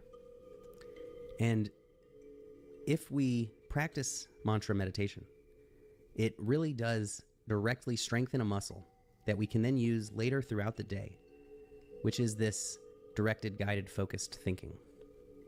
When we start practicing the meditation, it becomes easier to stay mindful of our thoughts, to not let our mind go to a place it's been a million times before that just is negative and ruminates and obsesses and wastes our time, makes us suffer needlessly, doesn't help us think a problem through, doesn't help us move on, but the opposite. It is creating suffering. It is preventing us from moving on. We've already looked at it. We've already thought about it a million times. We're not repressing. We're not suppressing. What we are doing is realizing we are stronger than that monkey mind, that unconscious, wild thinking that is undirected and unguided and unintentional. That we are above that. That the true me and you is above the ego. It is the witness to the thoughts. And so the more we notice a repetitive thought come up, we simply remind ourselves how that situation wasn't so bad, how it could have been worse, how we are stronger and wiser, how we can turn it into good. And no matter how senseless and how tragic something is in our lives, we can always help someone else who's going through something similar. And we can always turn it into something good. There is always a way when we are going down a downward spiral and just on a negative stream of thought, going straight down. There is always some thought that will help us pull ourselves up. And it usually is a thought about gratitude and sending love to either our past selves or to someone who we feel has wronged us. The act of sending love, wishing someone well, wishing them health, wealth, and happiness, doesn't necessarily mean they're going to get it, but you will instantly have peace and healing, and you will feel love. Now, I don't mean to say it and not mean it and hope that we can feel those benefits. But if we can force ourselves to say it and mean it. We unload that burden. We feel lighter. And when we feel lighter, we are energized. We are focused. We are rested. We are calm. We are seeing things clearly. And the entire world opens up to us. We see opportunities where we thought there were none. We see new friendships and relationships popping up all around us. And we see everything in brighter colors with more vivid smells and more beautiful sounds. I don't mean we should go to an abuser and tell them, take me back. No way. This is purely internal. This is just confronting those thoughts that are making us suffer for no reason, that we've dealt with a million times and just keep popping up. That is a burden that we are choosing to hold on to. If we made a mistake in the past, we were doing our best, and we were acting with the information we had at the time. And if we are holding anger and resentment towards someone else who hurt us, we can know that even they were acting at the level of their consciousness. This is no justification or excuse. This is merely to help us understand human nature and the way people are, so that we can develop some understanding, so that we can heal, and so that we can live a life free from our past. We are a traumatized species, and we don't have enough trauma specialists. The entire course of human history is packed with violence and cruelty. And so everything in our modern society makes sense when you realize that everybody is playing their part in a world that is unfolding and discovering itself. Just as there is no sadness for a dragonfly when a frog catches one in its tongue, because there's no anger, there's no resistance, there's no hatred. And we understand that the frog is just being a frog. And so too, every human is just being a human in their situation with their brain chemistry, just as we would do in their shoes. There is no accident, there is no mistake. Every single thing happens because of so many factors that came before it that no event can be blamed for any misfortune in our lives, because it only exists because of so many events that came before it. The more we trace our own thinking, the more we understand, how did I come to the thought I'm having right now? What triggered it? What triggered that? What triggered that? The more we start to see how everything is connected, how everything relates to everything else. And the idea of blaming ourselves or someone else for their behavior, their words, their choices would be insane, because no person is a person. They are their parents. They are their community. They are their ancestors. They are every living being on this planet that ever was and ever will be.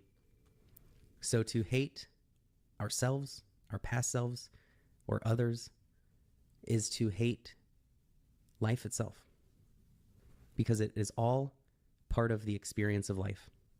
It is all perceived on the backdrop of life. Life is the whole game.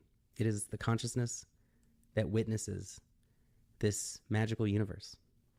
And the more we're present, the more we recognize this beauty all around us, and the easier and more natural it becomes to stay present.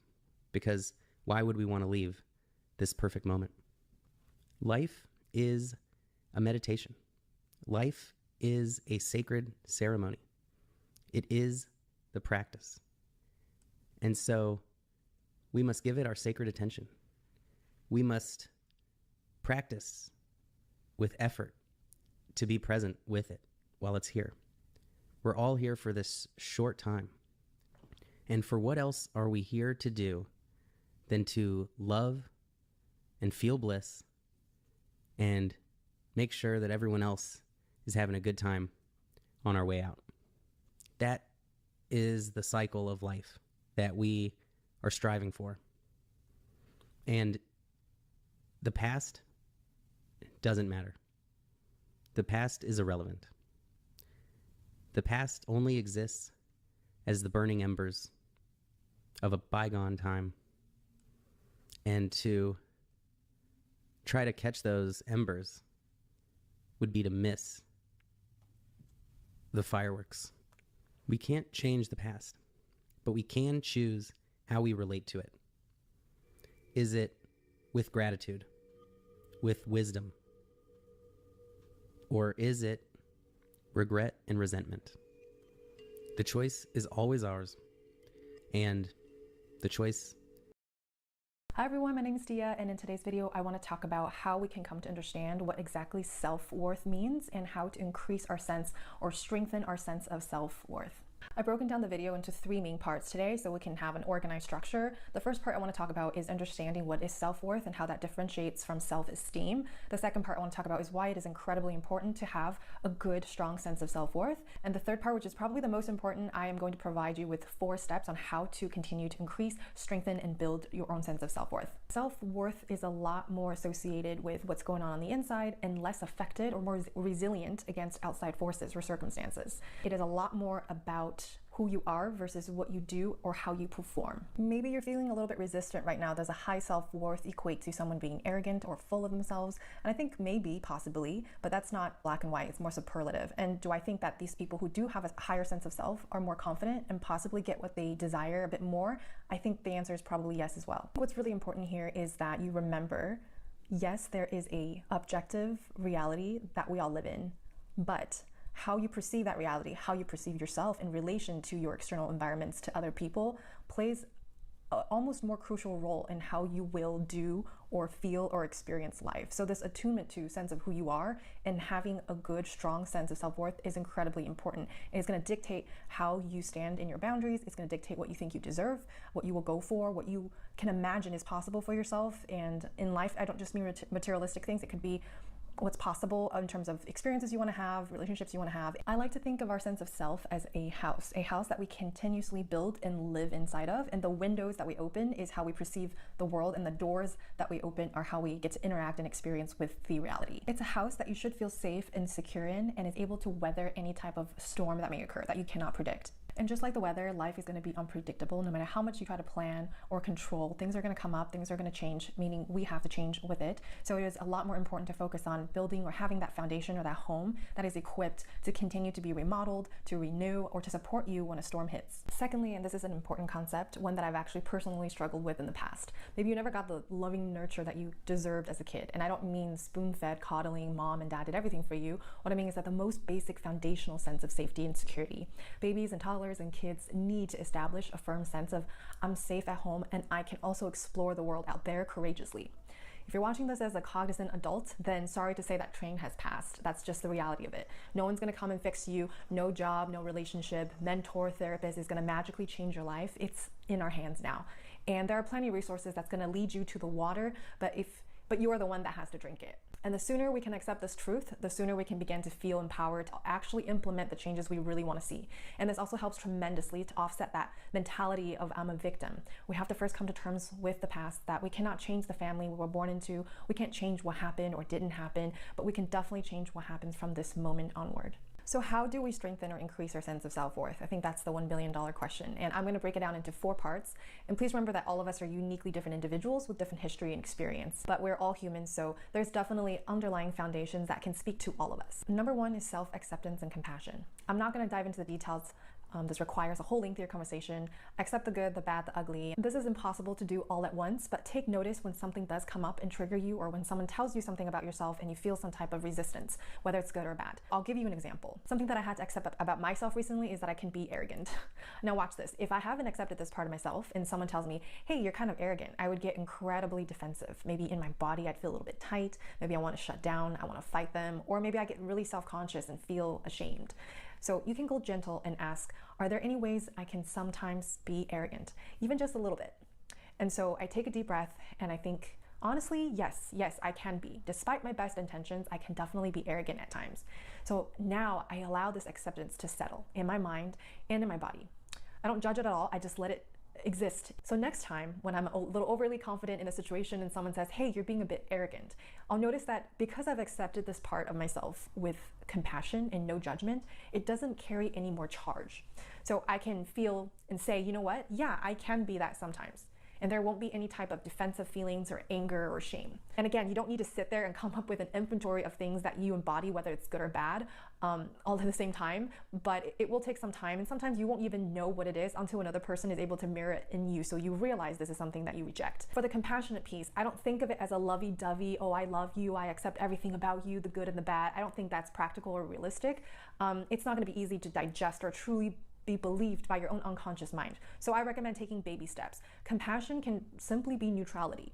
Don't let your mind make up stories. Just let whatever it is there to be there. And as a lot of these philosophical or spiritual teachings will say, to witness. And remember, all of us are human beings. All of us are trying to do our best with a current awareness, desire, and knowledge that we possess in this moment. So any positive or negatively judged trait or characteristic doesn't define your self-worth. It just makes you human. Number one on that list is going to be self-trust. What does that mean?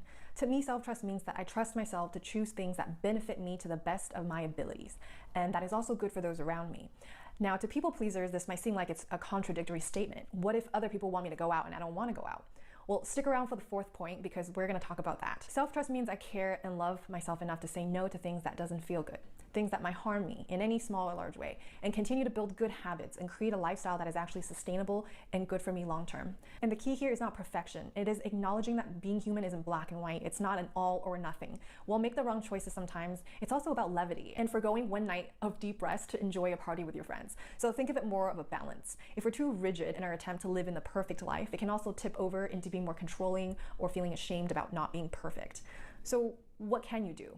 Start with things that actually feels nice to do for yourself. Maybe it's waking up a little earlier in the morning before work so you just have some extra time to do whatever it is that feels good to you. And then create a relatively consistent habit out of doing that. And maybe it's finally sitting down and doing research on what supplements or skin products that would benefit you and then sticking to that routine at night, just like you would brushing your teeth. It can be about breaking lofty, big life goals that you want for the long run, breaking them into smaller chunks so they're achievable. For example, I heard today on an Instagram post, someone was saying that their friend basically set a goal for himself to go to the gym every day for 5 minutes.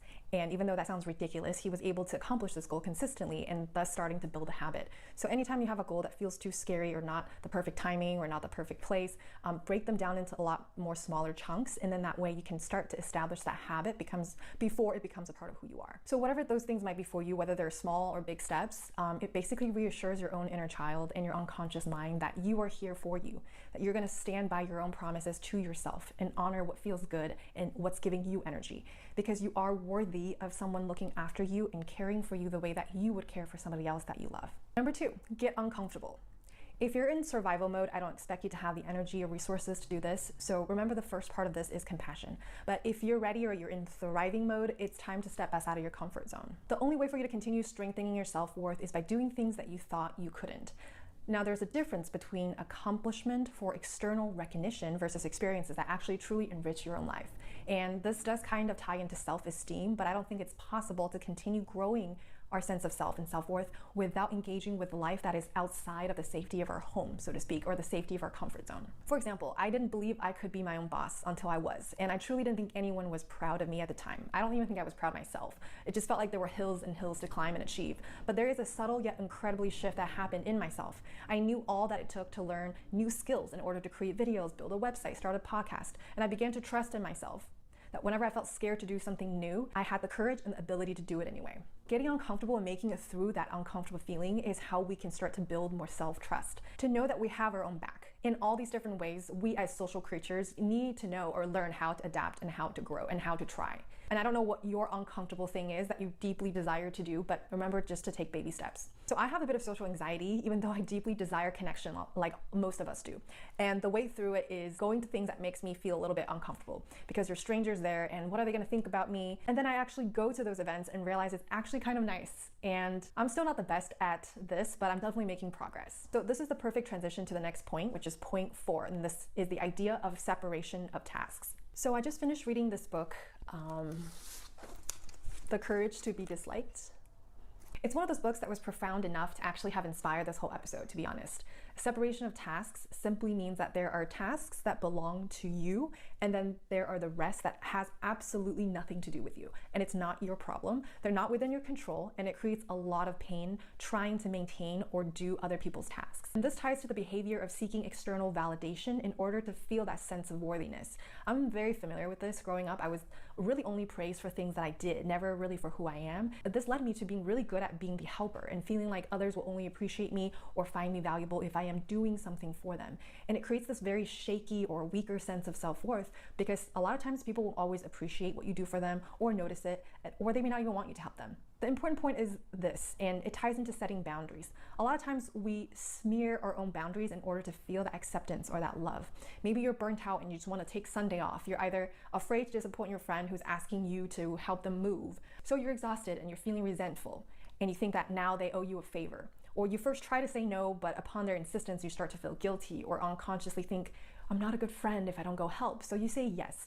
And maybe you begin to feel that your friends are only your friends because you do those things or you do those favors for them. It's impossible to believe or trust that someone loves you or accepts you for who you are if you're not being honest about who you are and what you want, and more importantly, what you don't want. So again, to avoid black and white thinking, please know that I'm not saying to always 100% prioritize yourself. That's not possible. There's gonna be moments when you show up for someone, even though you're a little bit tired, even though you're burnt out. But it is the proportion of how you show up and how firmly you honor your own needs and your boundaries. If you're constantly worried about how other people are perceiving you or what you're doing other people's tasks for them. Imagine you're an artist and you love the art that you make. You put it online, and out of 100 people that follow you, 20 of them adores your art and they buy it.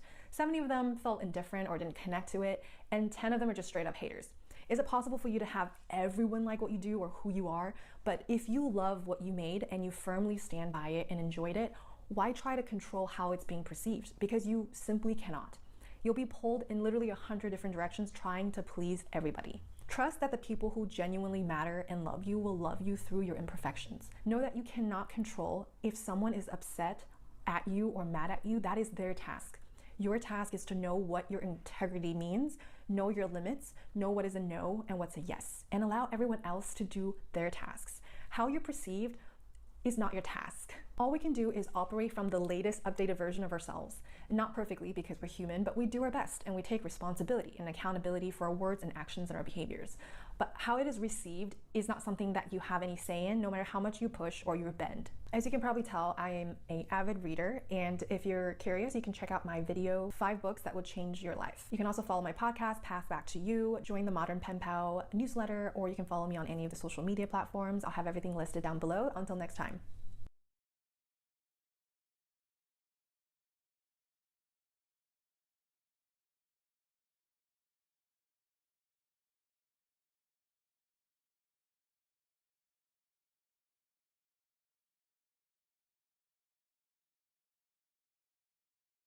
I'm thinking of playing a cozy game. A very Thursday, cozy game Thursday.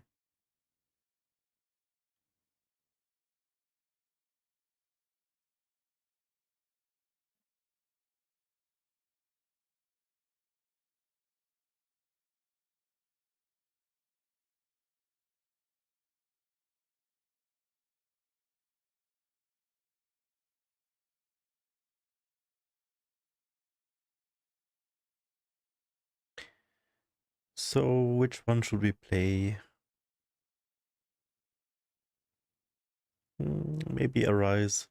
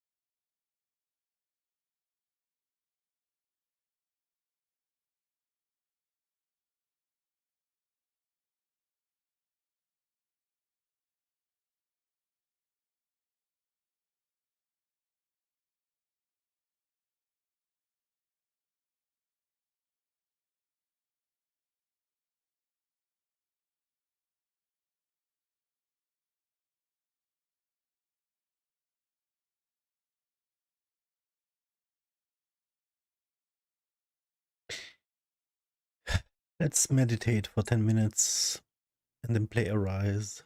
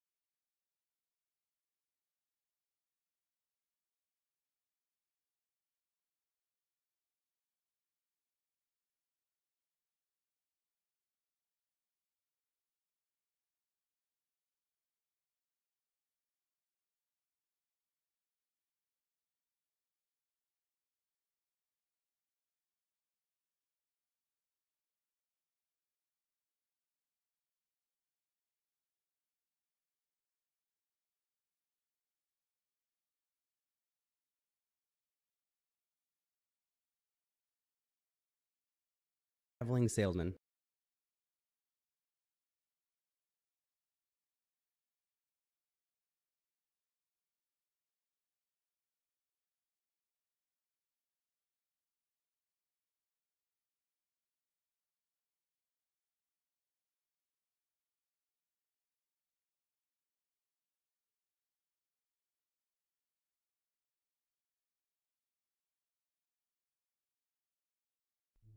Termitius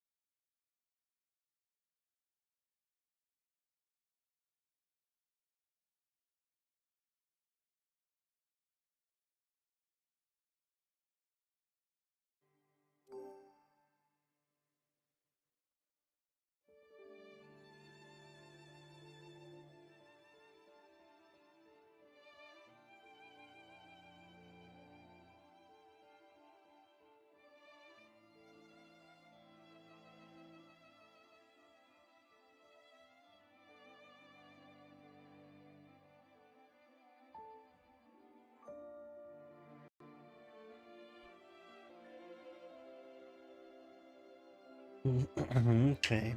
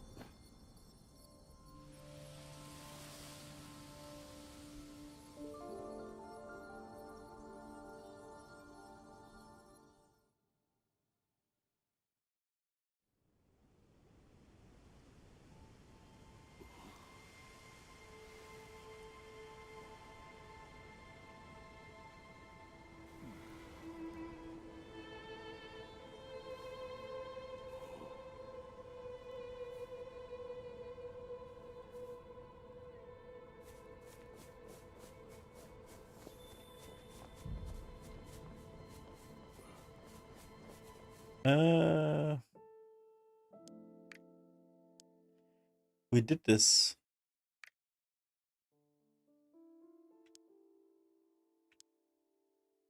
Where am I?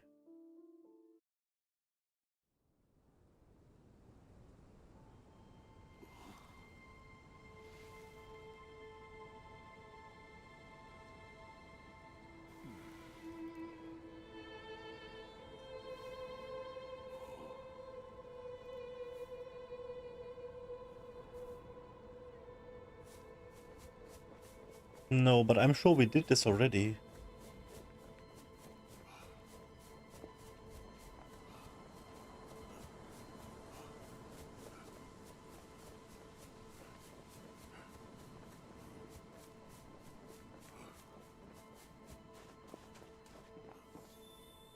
So this is the continue now.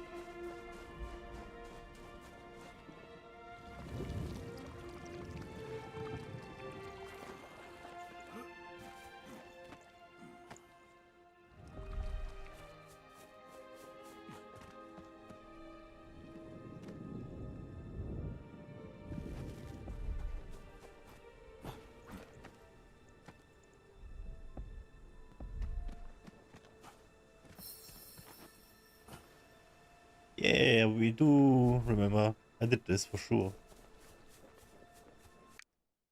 So, what's happening?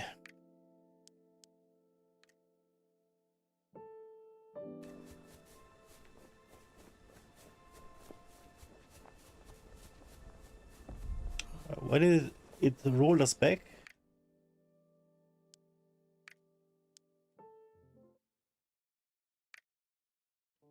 We did the spider already. Look.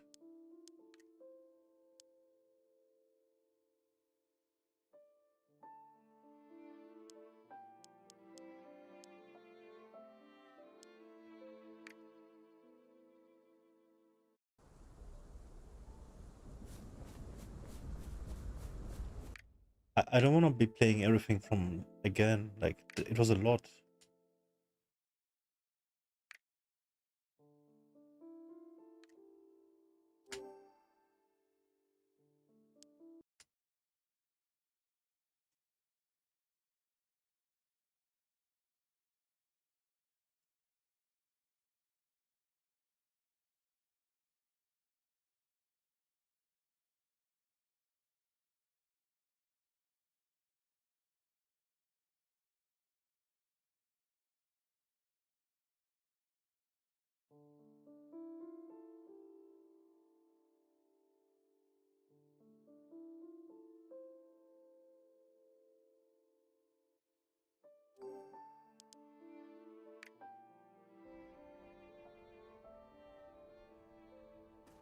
Wow, I started a different game now?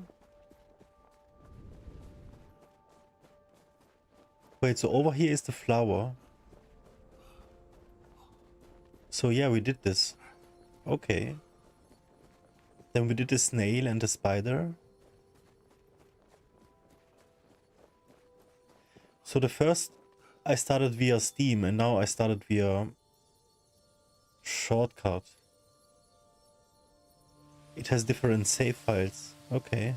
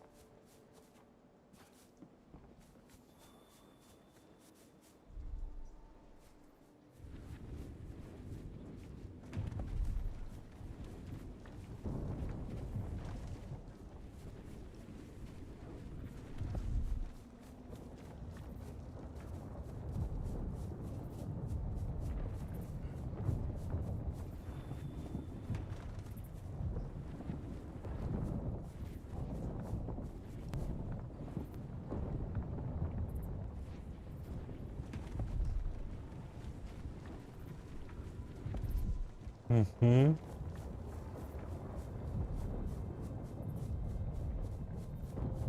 Oh, so this one is unstable.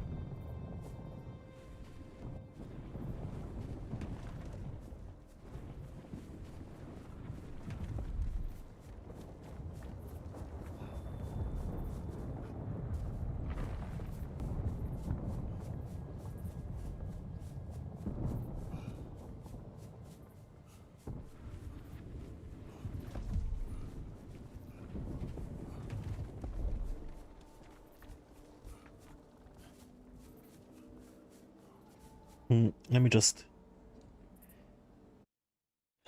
What is happening here?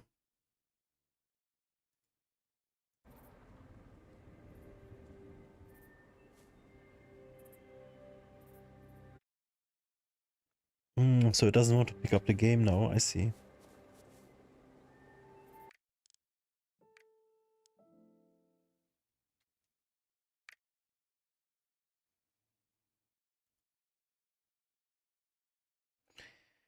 I'm gonna close this and then...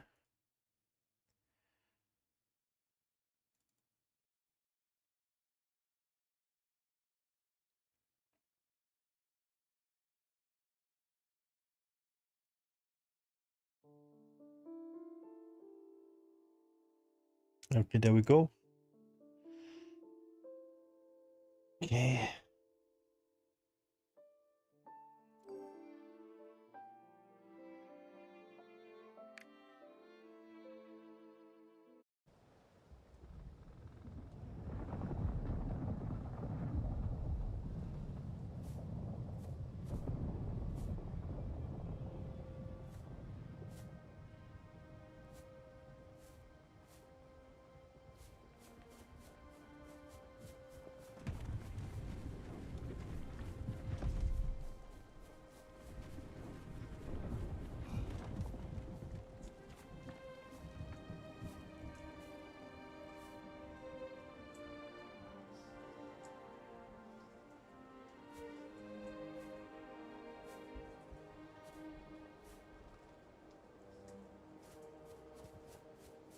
We have a weird black bar going on the top. I don't know why. Probably because of the widescreen thing, but yeah.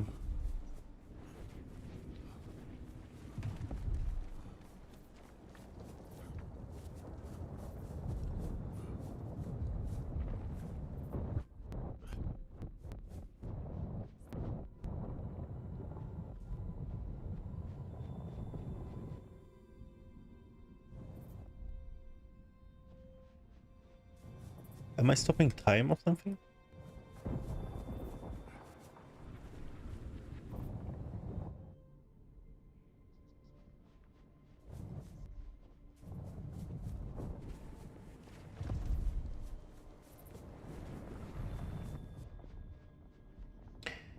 Oh wow, this is new.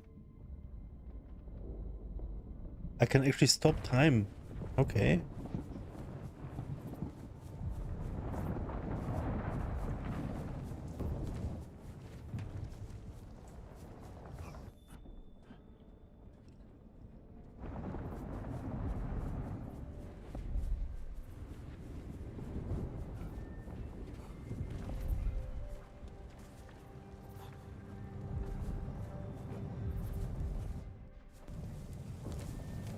Had to hold on somehow. Dead. It's okay.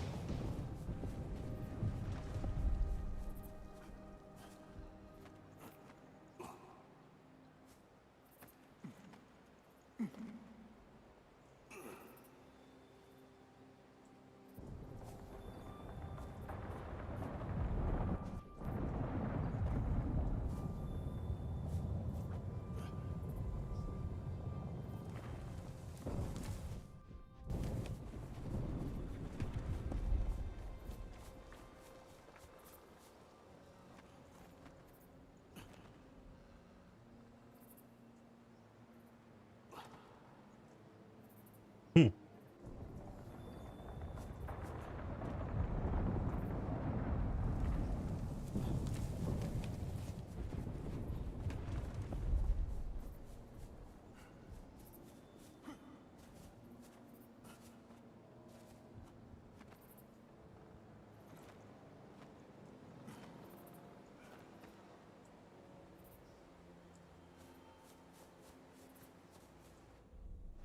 This has to be yellow or something.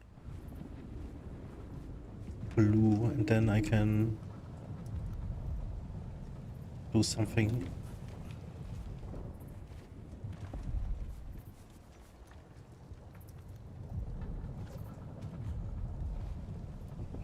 Okay.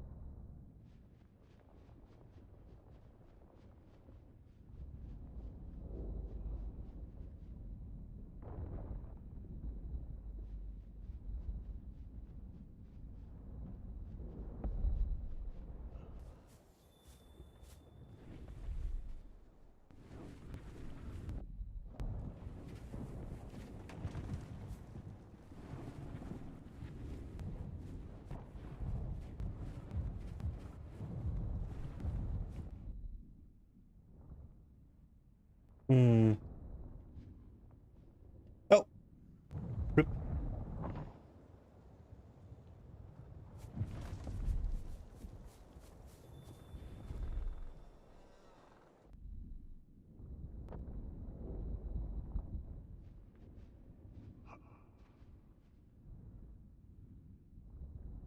No way.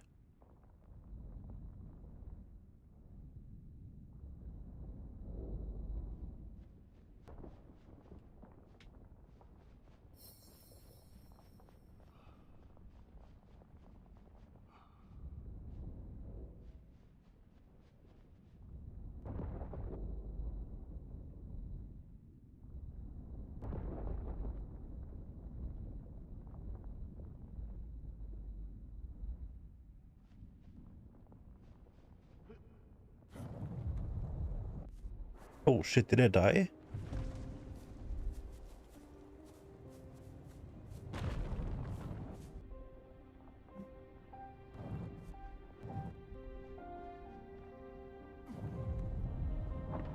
I think I died again.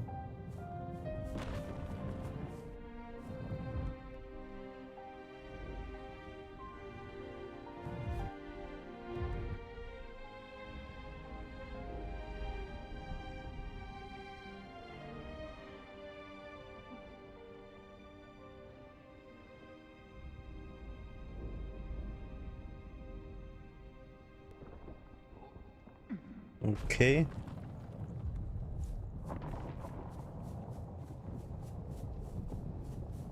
Hmm. Didn't change title still.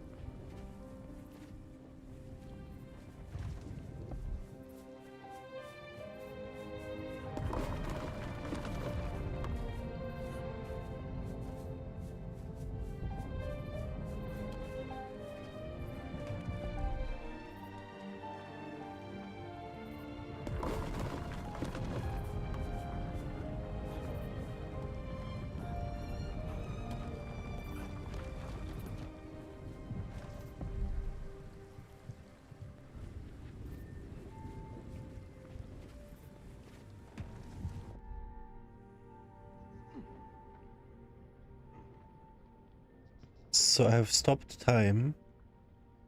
Now, how do I get up there?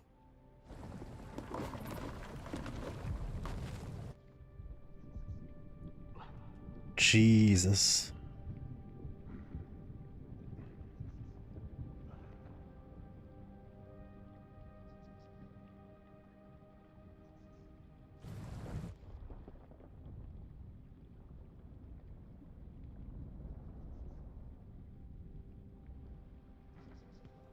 Oh. Okay.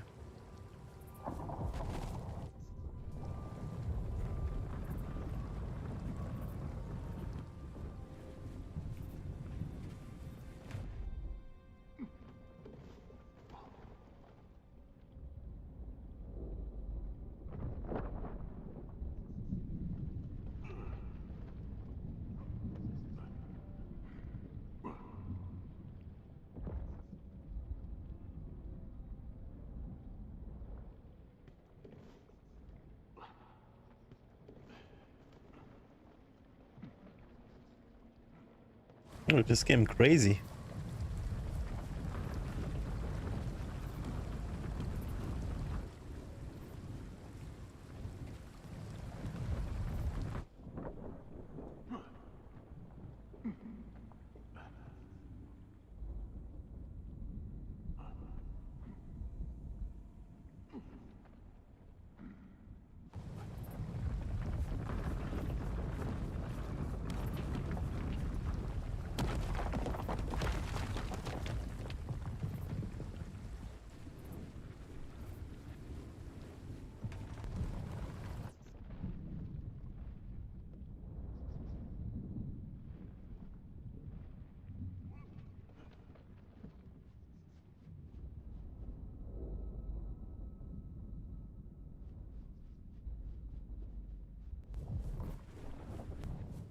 This is ridiculous. I have to press like 5 buttons at the same time.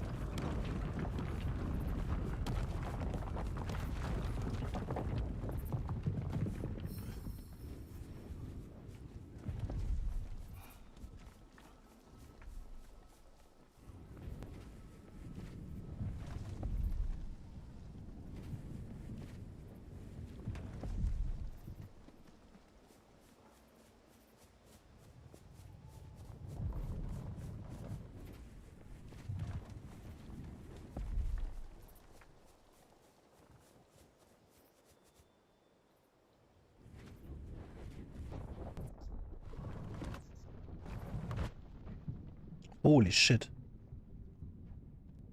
Whoa. Okay.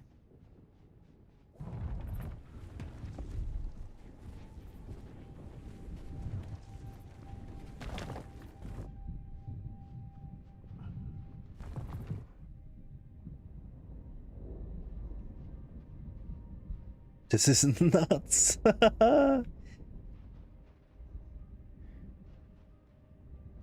Oh. Shit.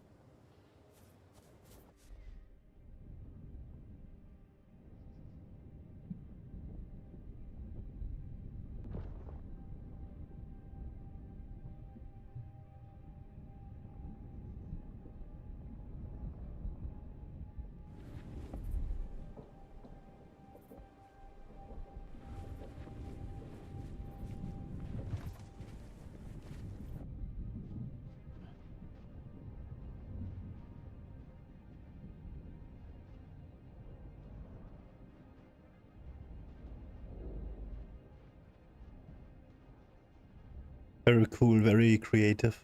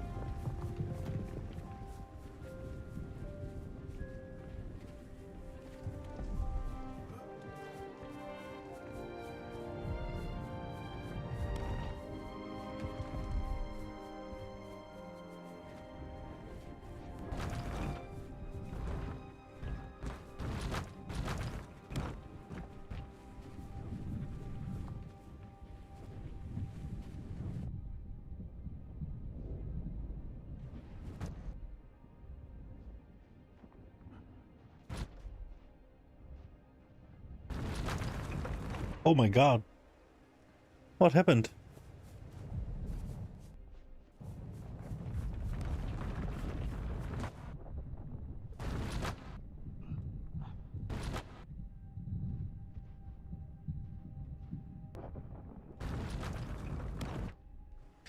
What?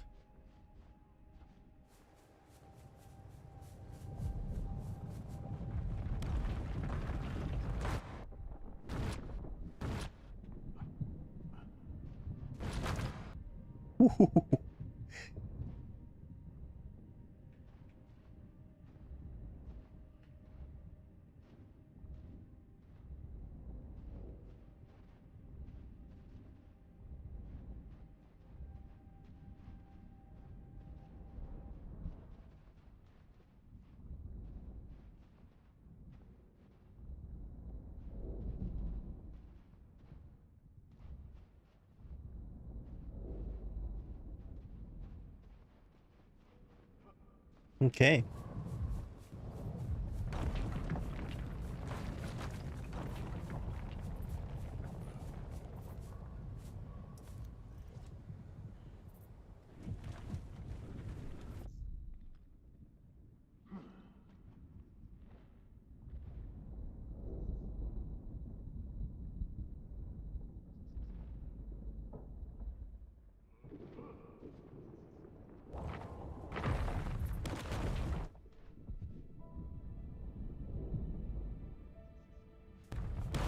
Oh, oh.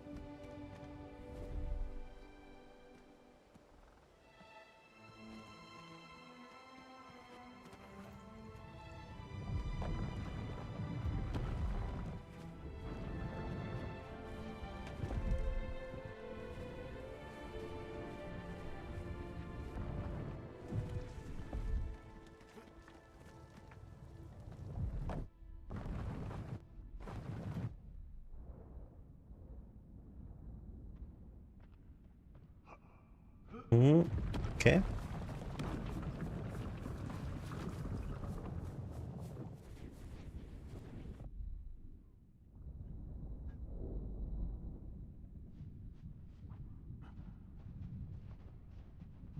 How did I make it over this now? Like the camera angle and moving with the joystick is crazy.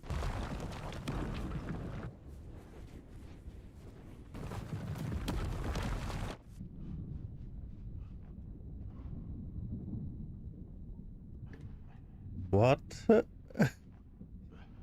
Wait. That's what I mean.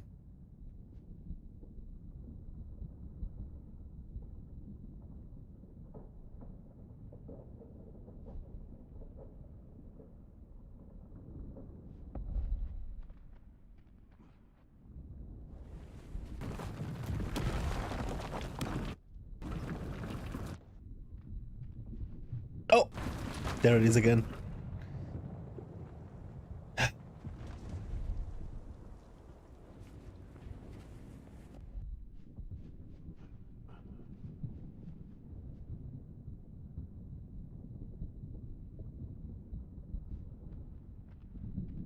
You have your shadow to go off by, but not really.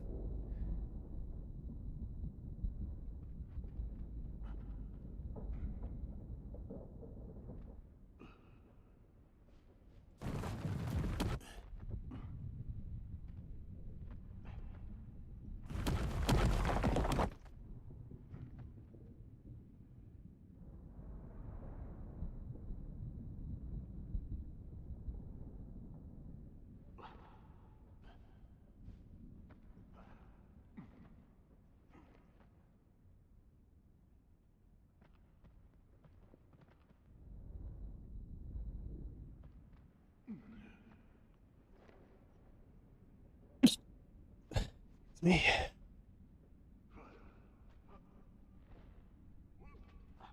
Okay.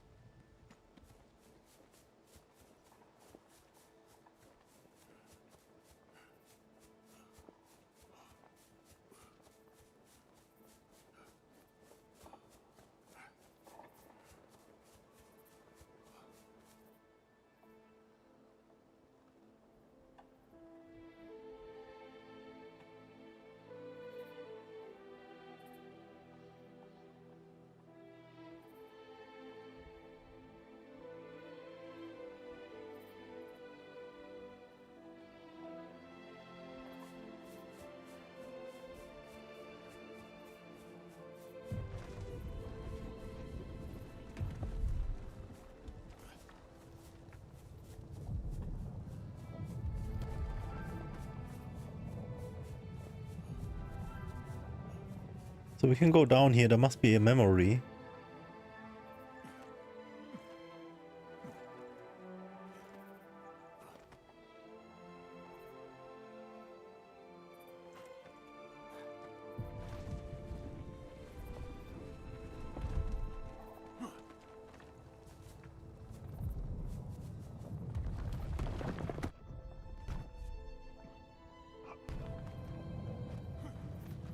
Nice.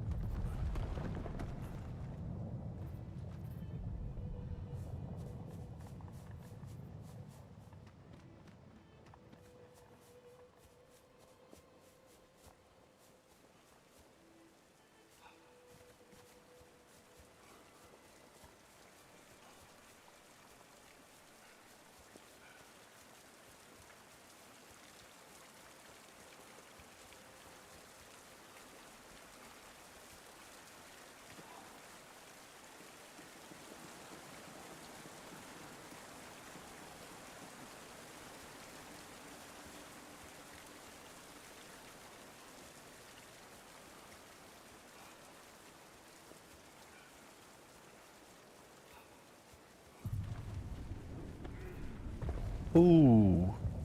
Ouch.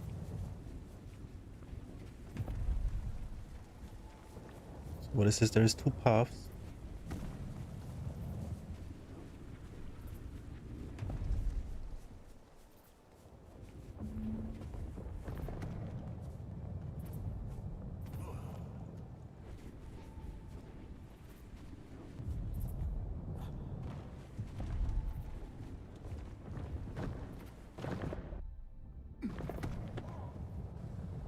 Ouch.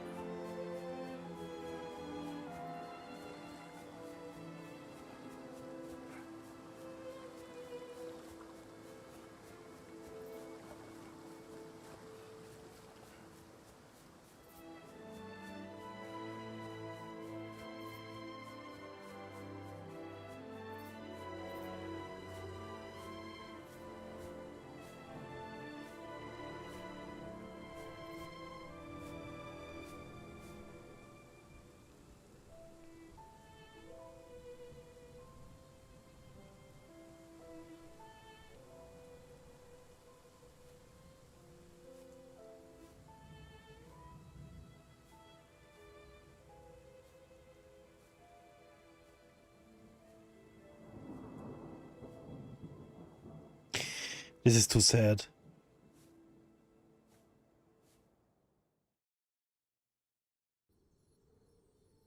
Wow, they had to separate because of this.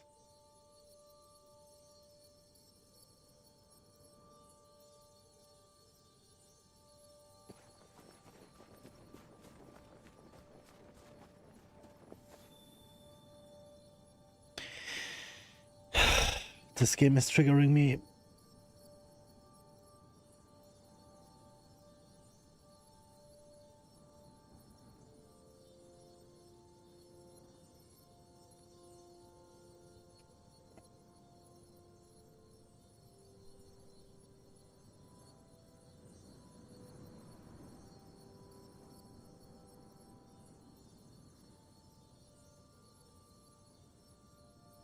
I can't keep playing it for now, guys. It's the sad music and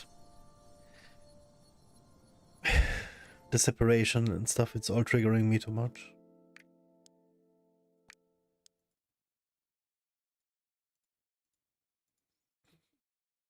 I have to avoid these kind of things. Or I get perma triggered, so yeah.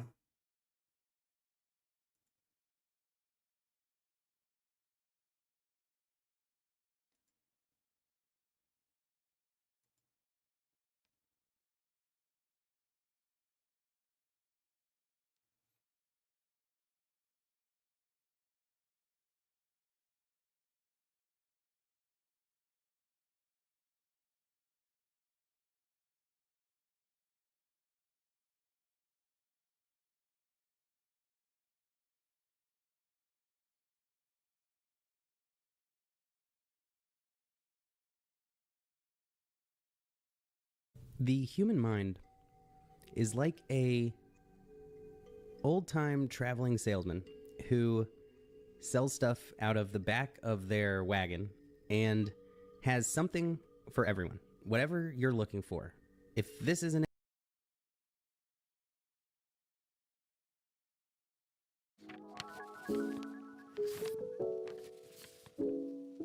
Hi, welcome back. You guys have been asking me to do a video on shadow work, so today this is it.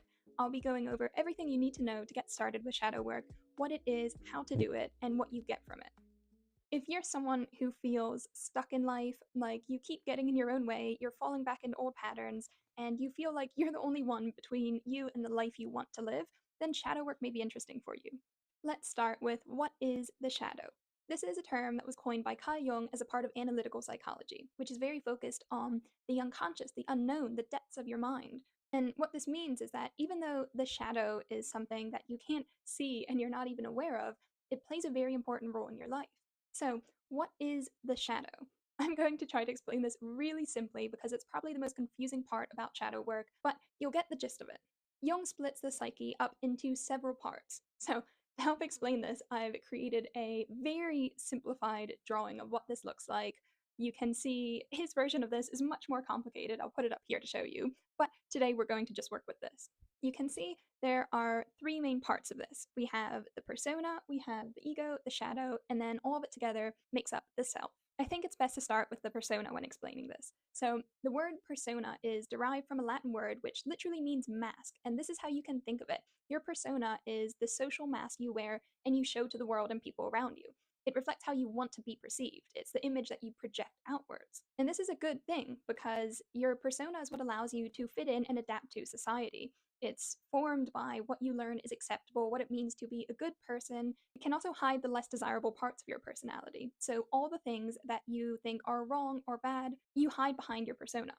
While the persona isn't your true self, it's still an important part of your personality. So, while your persona is who you wish to be, your shadow reflects the opposite, everything you don't want to be.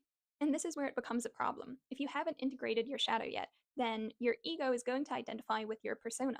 And by identifying too closely with this, by becoming too attached to who you want to be or who you think you should be, you may end up rejecting who you really are, your real self. And this is why Jung says, in order to discover and realize your unique potential in life, you have to rid yourself of your persona.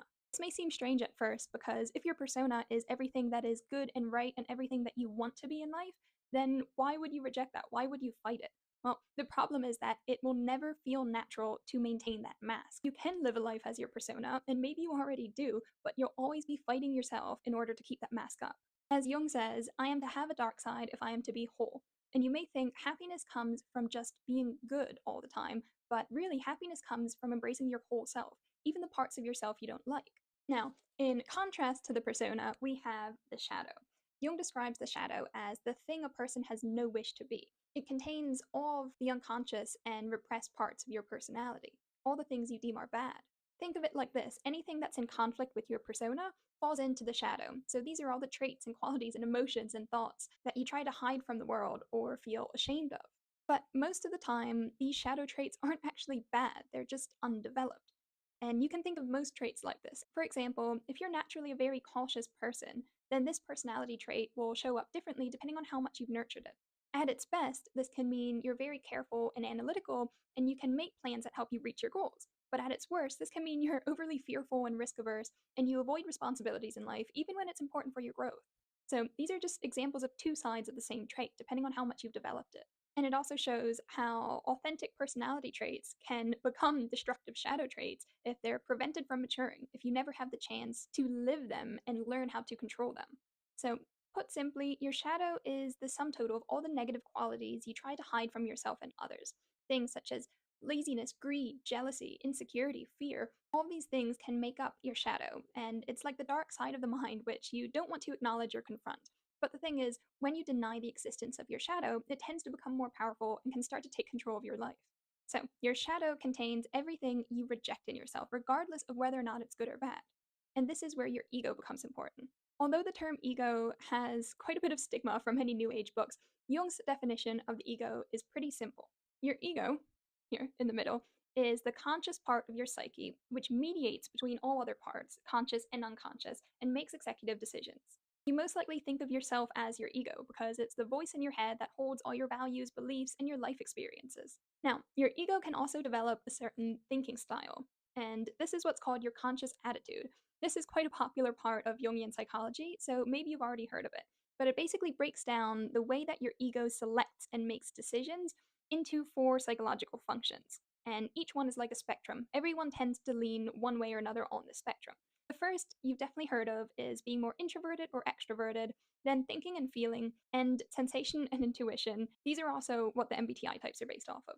But for Jung, this is very important because it's how your ego selects and makes decisions, and this is ultimately what shapes your shadow.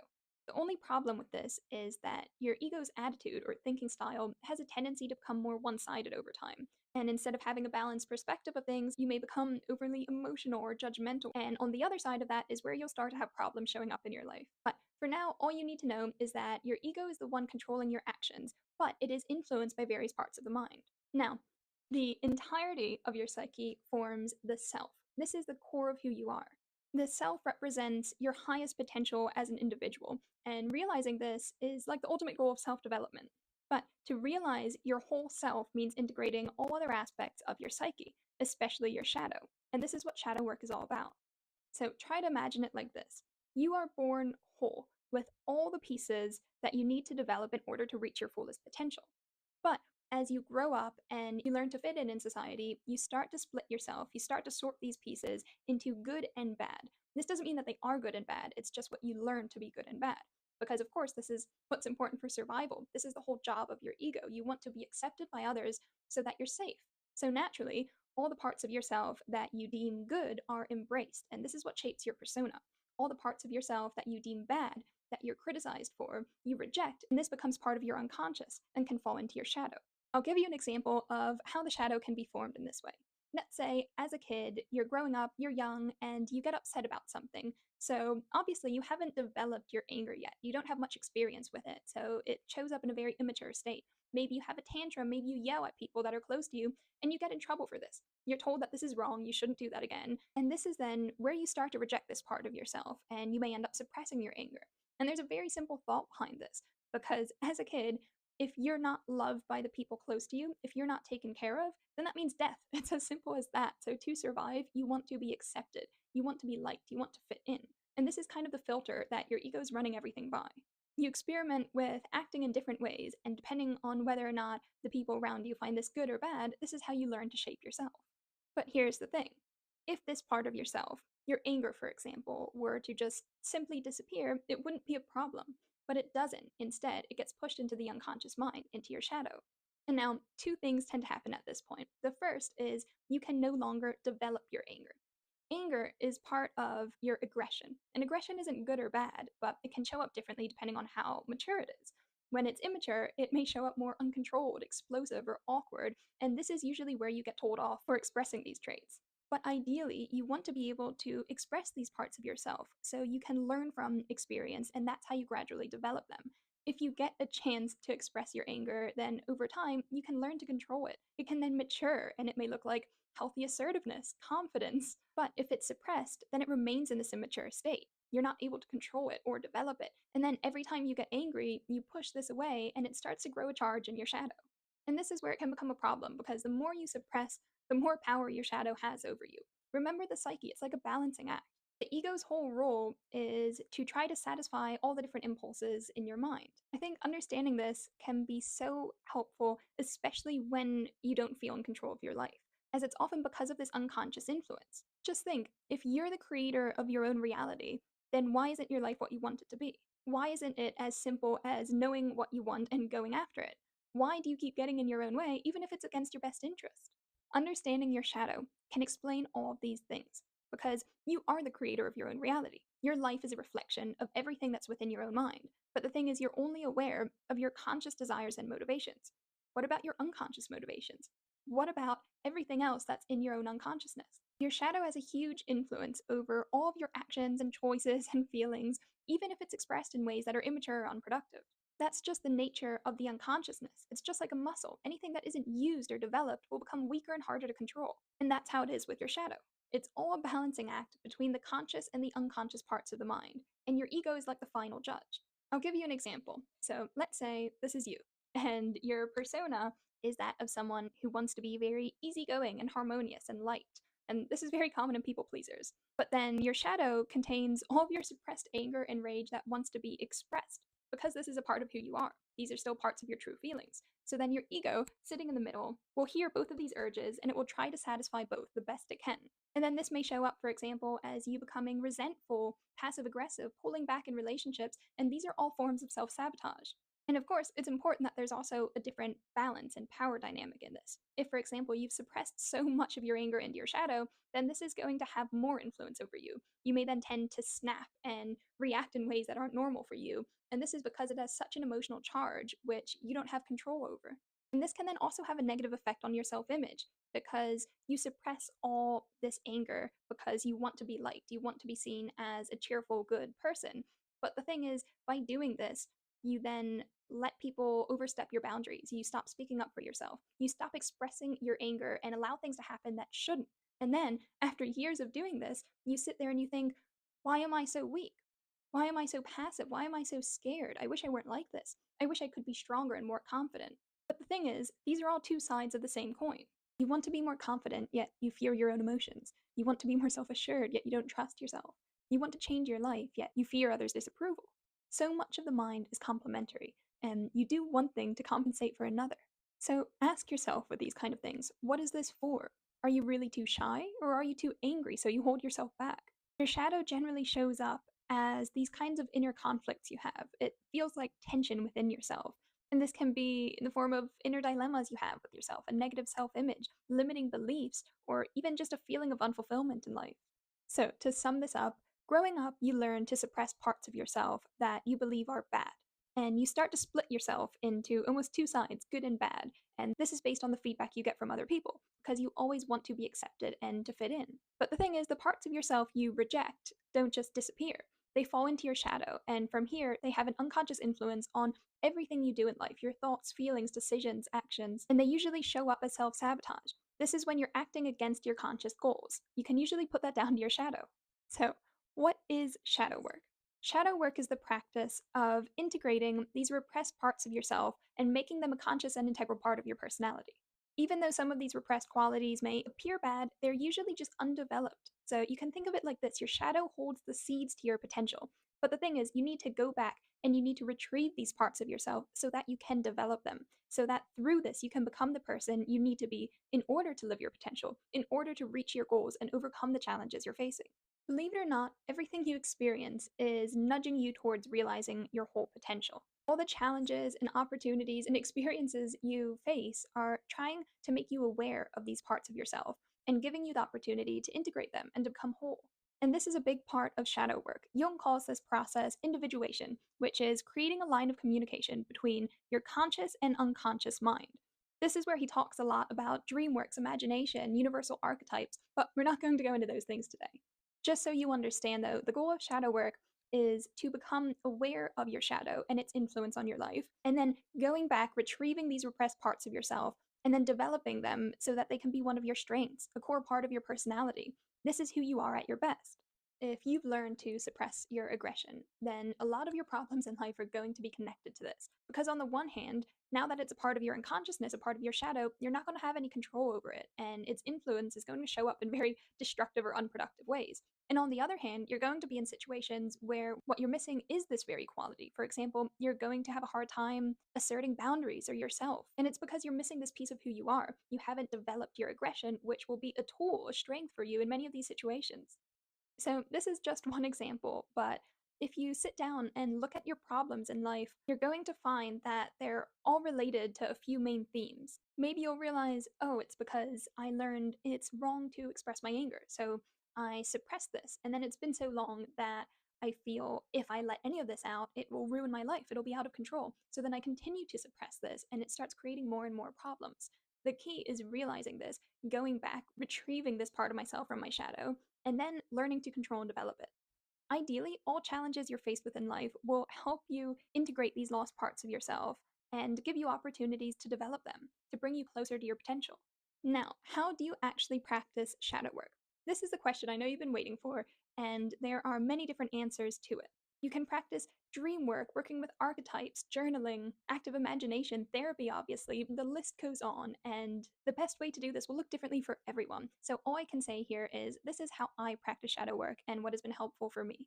So, I've broken my shadow work practice down into 3 steps, and I do this alongside with journaling. Step number 1: start with a vision of your dream life. Especially when you're starting out with shadow work, it can be much harder to try to notice your shadow's influence in your day to day or in the moments where you're feeling triggered. So instead, if you want to get started, you're a complete beginner to this, I think this is a great place to start. Visualization is such a powerful tool for shadow work because it taps into the unconscious mind and it can help you become aware of your repressed desires and aspirations. And you do this by focusing on your dreams, not life goals. Goals always go through a filter of your perceived reality, and you'll question them and break them down into, can I really achieve this? Am I good enough, disciplined enough, smart enough to do this? Can I even do this? However, dreams are a product of your imagination and fantasy. They allow you to express yourself freely and authentically, and they're a much better indicator of your true desires. So sit down and write out everything that comes to mind for you when you imagine who you want to be and where you want to be in life. I'll give you a few of my favorite question prompts to use for this, and I'll put them on the screen here so you can pause and screenshot if you want to use them later.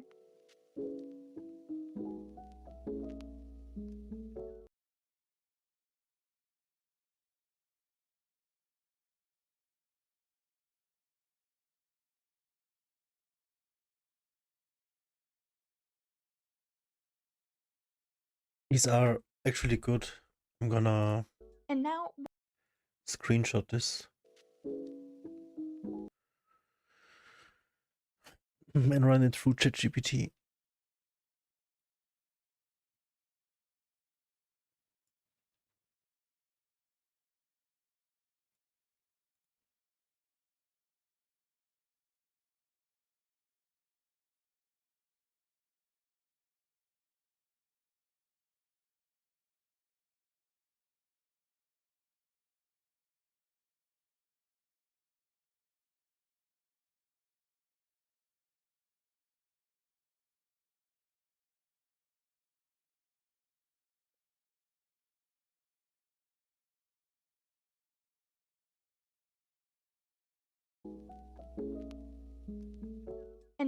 once you've done this, you're going to go on to step number 2, which is noticing discrepancies between your dream life and your current life. These differences can show up as behavior patterns, limiting beliefs, repressed desires, relationship dynamics. Notice all the things that don't fit this dream vision you have for yourself and your life. And then, one by one, start to challenge them. The easiest way to do this is just by asking yourself why over and over and over and seeing what stories you come up with for yourself. Your nature wants to be whole, and whenever you try to separate these parts of your core, you'll be caught in the tension between the two. And this is what's behind so many of the internal conflicts that we face. You might think, why am I so lazy? I have such great ambitions, but you don't realize that you're being confronted with this laziness in all of your attempts towards your ambitions because this is what you have to deal with and develop first in order to reach your ambitions. These bad parts of you, your weaknesses, they're not what's holding you back. They're simply your undeveloped strengths that you need in order to live your potential. So, when you're then trying to suppress and push away these weaknesses, thinking that once they're out of the way, you can get to where you want to be, really, you're locking away parts of yourself that are the missing pieces you need in order to be successful in the things you're doing. So, every dream you have and every piece of your shadow that's coming up when you're trying to reach it are two sides of the same coin. Now that you're aware of these discrepancies between your real and your dream life, you're going to start challenging them by asking why. And when you do this, notice what stories come up. These are stories that your ego creates to satisfy your persona. So this means they're based in reality and what you believe to be true, but they're not necessarily true. For example, if my dream is to be a successful writer, but I'm clearly not, then I'm going to start asking why. And if you're doing this yourself, then maybe you're going to notice a lot of thoughts come up, such as, well, I just can't. This is a limiting belief because you never actually go deeper than that. It's a very dismissive and quick thought. It's an answer to a lot of things, and you usually don't question it or see what's behind it. Maybe you'll also have thoughts come up, such as, I'm not good enough, I'm not disciplined enough, I'm not smart enough. And these are all tied to your self image. All these kind of thoughts that come up when you start to challenge the stories you tell yourself, the stories you use as excuses for not living the life you really want, all of these things are a part of your shadow. Even that initial feeling of unfulfillment you have when looking at the differences between the two. You want to be somewhere else because you're not fully fulfilled where you are now. Why? It's because clearly there are parts of you, needs you have, that are repressed and not being addressed in the life you're living. And this is exactly where shadow work can help. The goal is to really dig into these stories and question them over and over and over until you find their root in your shadow. For example, just to show you what this might look like, when I do this, I will pick one of these main thoughts that comes up, such as, I'm not disciplined enough. And then I will journal on that and I will ask why, again and again. And I will freely write down everything that comes to mind without restricting myself in any way or holding back. I'm going to try to not judge the thoughts that come up and just let it all out. And this will be 15, maybe 30 minutes of journaling, and it's just a free flow of thoughts. It will be uncomfortable because keep in mind, these are the thoughts that you usually try to avoid being confronted with.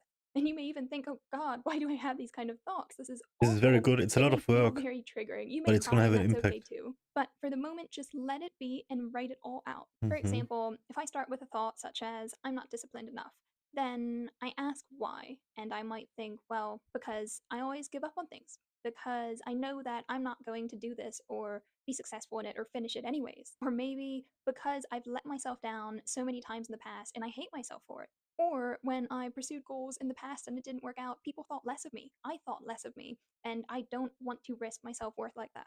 You'll have all kinds of excuses like this come up. And they're normally based on past experiences, things you've been told, beliefs, but you want to find what's beneath it all. So the next time you're sitting there and maybe you're procrastinating on a project and you feel ashamed about it, wishing you were more disciplined, Just think about how this would play out in your head. Maybe you have the conscious goal of working on this project and being successful in it. But then you have this lack of self trust, maybe suppressed fear around this, and that's creating an unconscious goal of avoiding this task because your shadow is saying, hey, if I do this and I'm not good enough, if I fail, then I'm going to put myself down for it. I'm going to hate myself. My confidence will take a hit. Maybe even the people close to me will stop loving me. Even if this sounds ridiculous, these are all the kind of beliefs that we can hold on to over time without realizing it, and this all becomes a part of your shadow. And then this is the message that it's telling your ego. This is what's driving your self sabotaging behaviors. So, what do?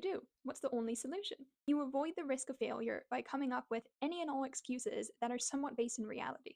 For example, you'll think, well, I can't do this project right now because my room's a mess and I have to do that first, or I'm too tired to do this now, or I'll just do it tomorrow. And all these things, they kind of make sense. They satisfy both of those impulses, and it's a win win. Except that it's not, and that's why shadow work is important. So, from here, this is what I call the unraveling process. It's not the name for it, just something I call it because I feel like it fits quite well. You want to start unraveling all of these excuses until you get to the bottom of it. I had a lot of insecurities around my creativity. And when I challenged that, when I really dug into it, I had a lot of thoughts come up, such as what if I give this my absolute best and I'm not good enough? What if I still fail?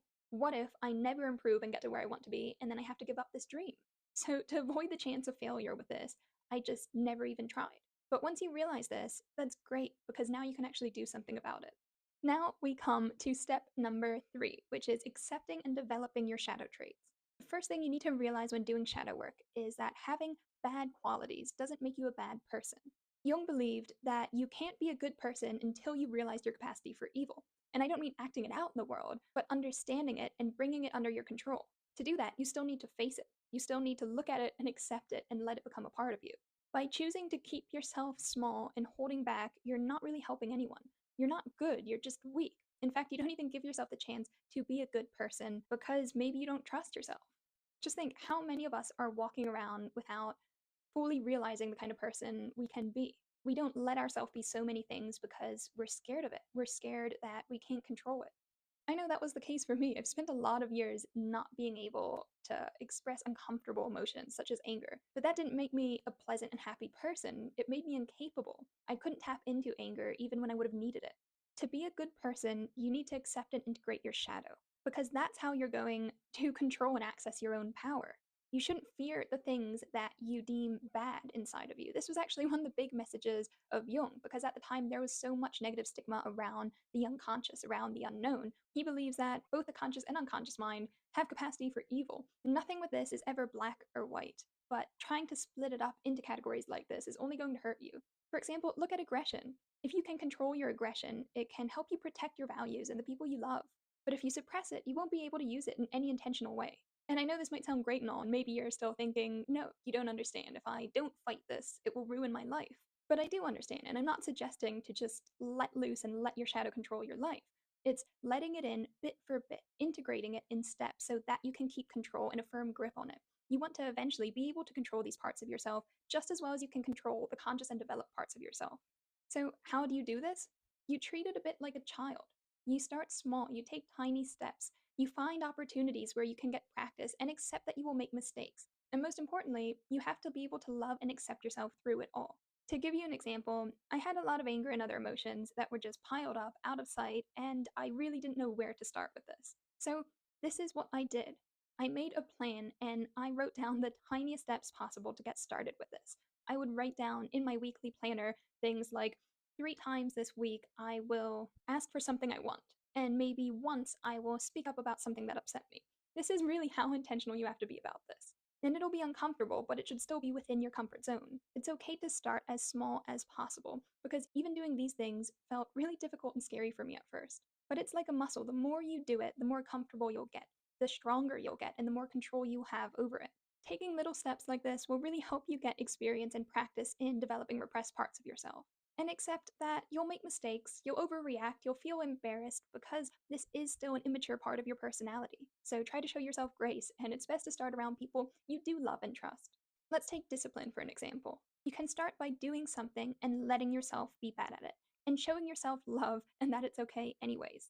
You can also build your self-trust through setting small goals. For example, every day you'll do 5 push-ups. And the point isn't in doing the push-ups, it's in showing yourself that you will do what you say. That's the whole goal of it. So don't choose a goal that's too big that you're likely to fail at. Instead, choose something you can be consistent with, because this will give you experience that you can do what you say. You will learn to trust your own word, but it will also give you experience in doing things even when you don't want to, even when times are tough, because if it's as small as doing 5 push-ups, on some days you're going to feel tired, you're not going to feel motivated to do it, and it'll still be easier to do that than, for example, going an hour to the gym that day, because you want to build yourself up.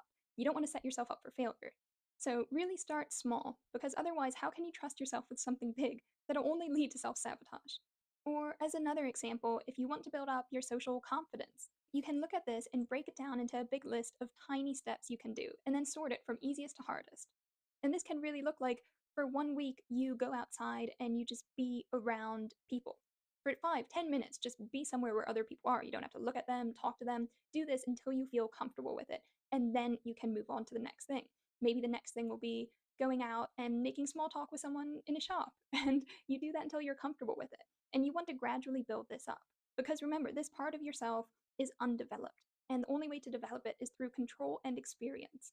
If you start with little steps like this, eventually you'll be able to do things like go out and eat a meal on your own, talk to strangers, go to meetups, and you'll have then developed the skill enough that it's no longer an insecurity, but it's become a strength of yours. It's a part of your personality. And you'll no longer be self-sabotaging because you're afraid of social situations. And you'll also be able to be more intentional and live towards your potential by having this skill.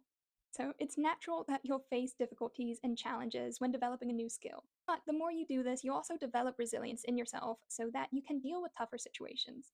When you start to develop your repressed qualities, it's best to start with the easier ones, the ones that are more within your comfort zone. Because the more you do this, the more you go through this process, the more confidence you'll have in yourself to do it in the future.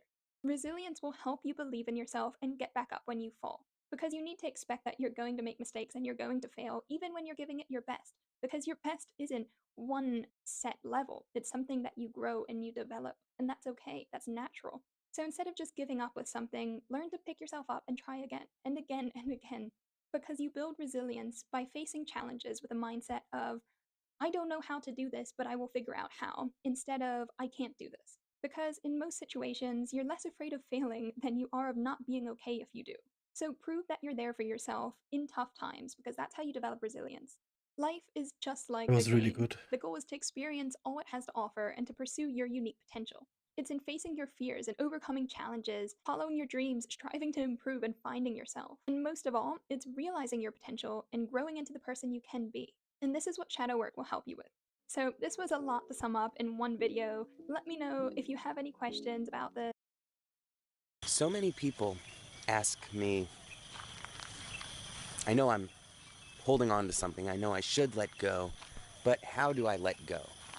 How do I let go? Such an important question.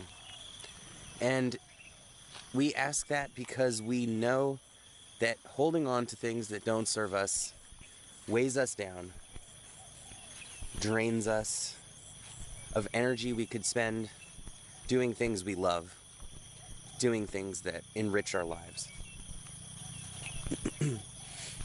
And so I want to give this little masterclass in letting go real quick. And this is going to include a very simple technique that can help us learn to let go. On a conscious level, we want to let go. On a unconscious and subconscious level in our mind, we are holding on. And what are we usually holding on to? We are usually holding on to an image of how we believe our life should be, or how we feel that we should be as people. If we really look down into anything we hold on to, any grudges, any resentments, if we're holding on to some embarrassing situation that we can't let go, or some mistake we made or failure we're judging ourselves for, all of these have to do because we have an image of how life should be, and the image that life actually is doesn't line up with that. What is not what we feel should be. And so true letting go is really true acceptance of whatever is happening around us, whatever actions we've taken, even in resentments. We are holding a grudge against someone because we feel they should have been a different way towards us, usually. And so I don't usually talk, as you all may know, about manifestation or mantras or wishful thinking, which are all beautiful, positive practices that have a place for anyone who wishes to practice those things. And I think that they can be really beneficial for changing our mindset to be more positive. But what I really love about mantras is that when we repeat something over and over and over in our mind, it is one way that we can communicate with our subconscious and unconscious mind, tap into those automatic responses and things that happen beneath our conscious awareness so that we can truly and fundamentally transform our mind. And while many mantras focus on something we'd like to be true, the reason this one is so powerful is because it is true already. We just know it on a conscious level, but we don't know it on our subconscious and unconscious level. We don't fully, deeply believe it and integrate it into our lives. And so it causes a great deal of suffering and inner turmoil. And that mantra, so simple, so profound, is this: I do not need to be perfect. I do not need to have a perfect life.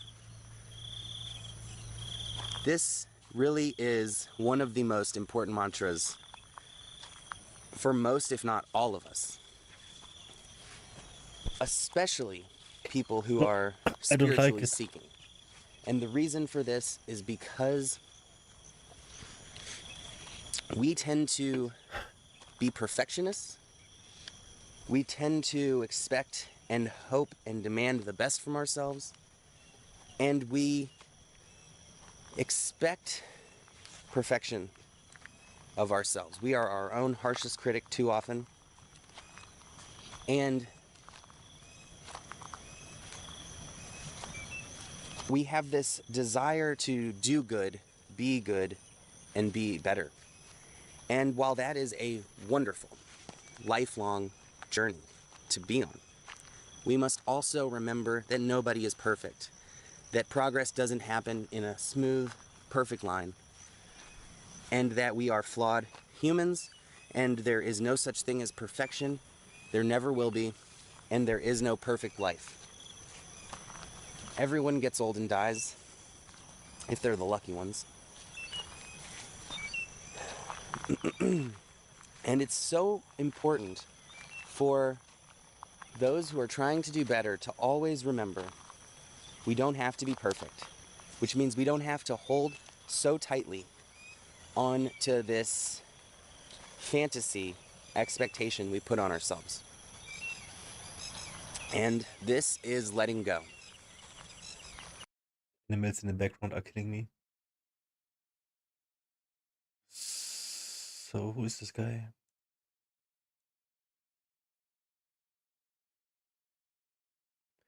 These are pretty long ones.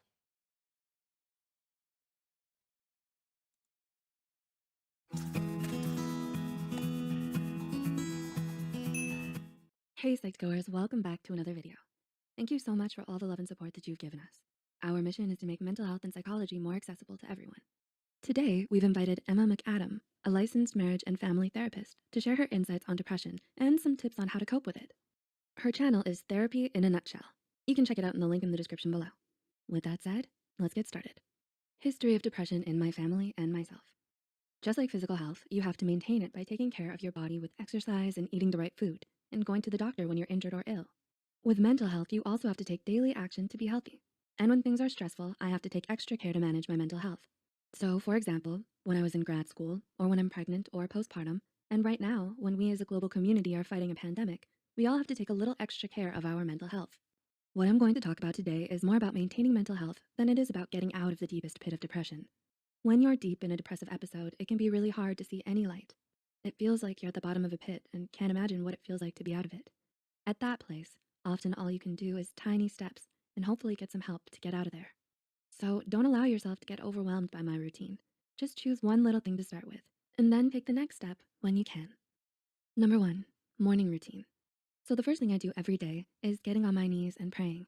I express gratitude for the day and for my life and the opportunity I have to do good in the world. And that connection with God, for me, helps me feel loved and purposeful through my day. If you're not religious, you could do some meditation or a breathing exercise here. I try not to look at my phone first thing in the morning because I want to start my day intentionally, the way I want it to be. If I open social media, I'm letting others choose what I take in, and that could be positive, negative, stressful, uplifting, or critical. And so I just choose to start my day with some quiet time. I do a little reading, and then I write out my goals and priorities for the day. And right now, with all the news that's frightening, I choose to listen to the news around lunchtime, once a day, so that I don't get constantly stressed out and have time to process it during my waking hours. And speaking of waking hours, let's talk about sleep for a minute. I have 3 kids 5 and under, so I usually wake up before them to get some quiet time to set my intention for the day. My natural wake-up time is around 5 a.m. I don't usually set an alarm, but to wake up then, I often go to bed between 9 to 10 p.m.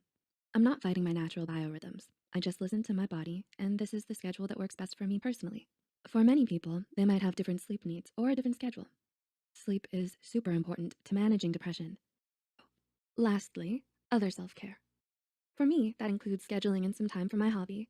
I have tons of hobbies, but because I'm so busy with kids, I really don't have time to do most of them, but I make sure to carve out about 2 hours a week to do at least one of them. Right now, that's metal detecting, which is something fun and relaxing for me. Does not apply to my life, so I see the parallels as well, but yeah. Why is it so hard to forgive ourselves for mistakes we made in the past? Things that we did that we're not proud of that happened a year ago, 2 years ago, 10 years ago.